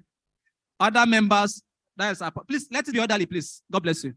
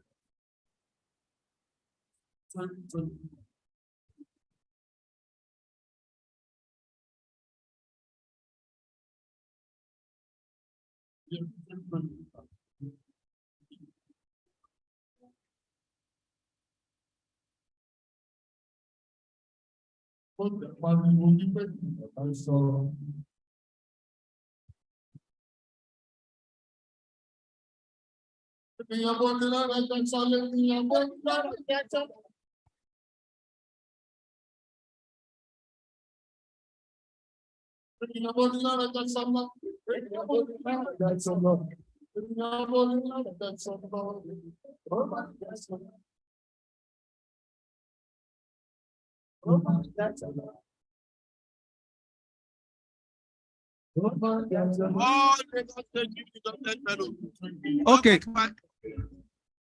Hello. The Lagos State branch, newly inducted fellows, there will be a program for you by 5 o'clock.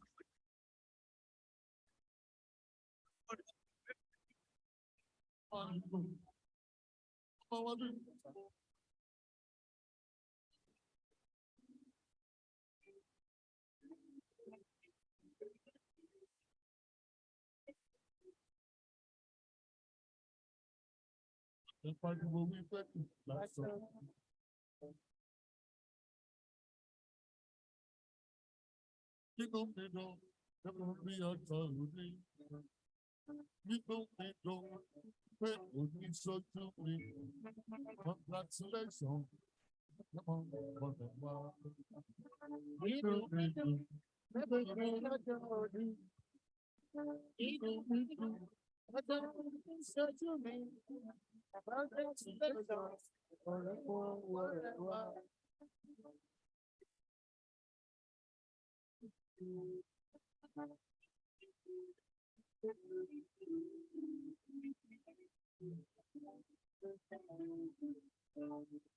Congratulations.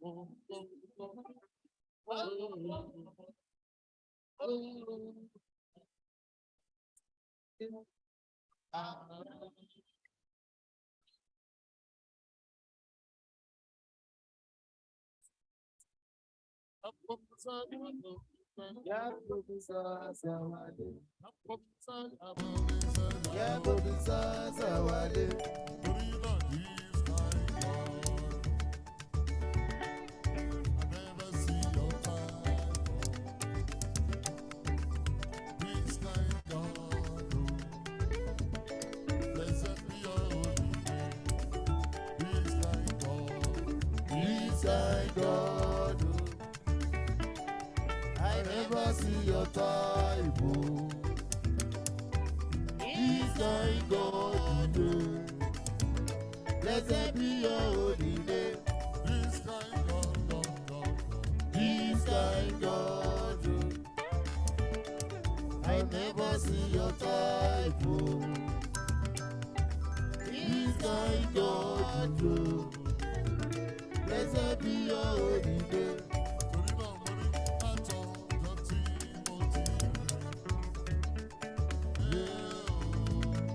Yeah.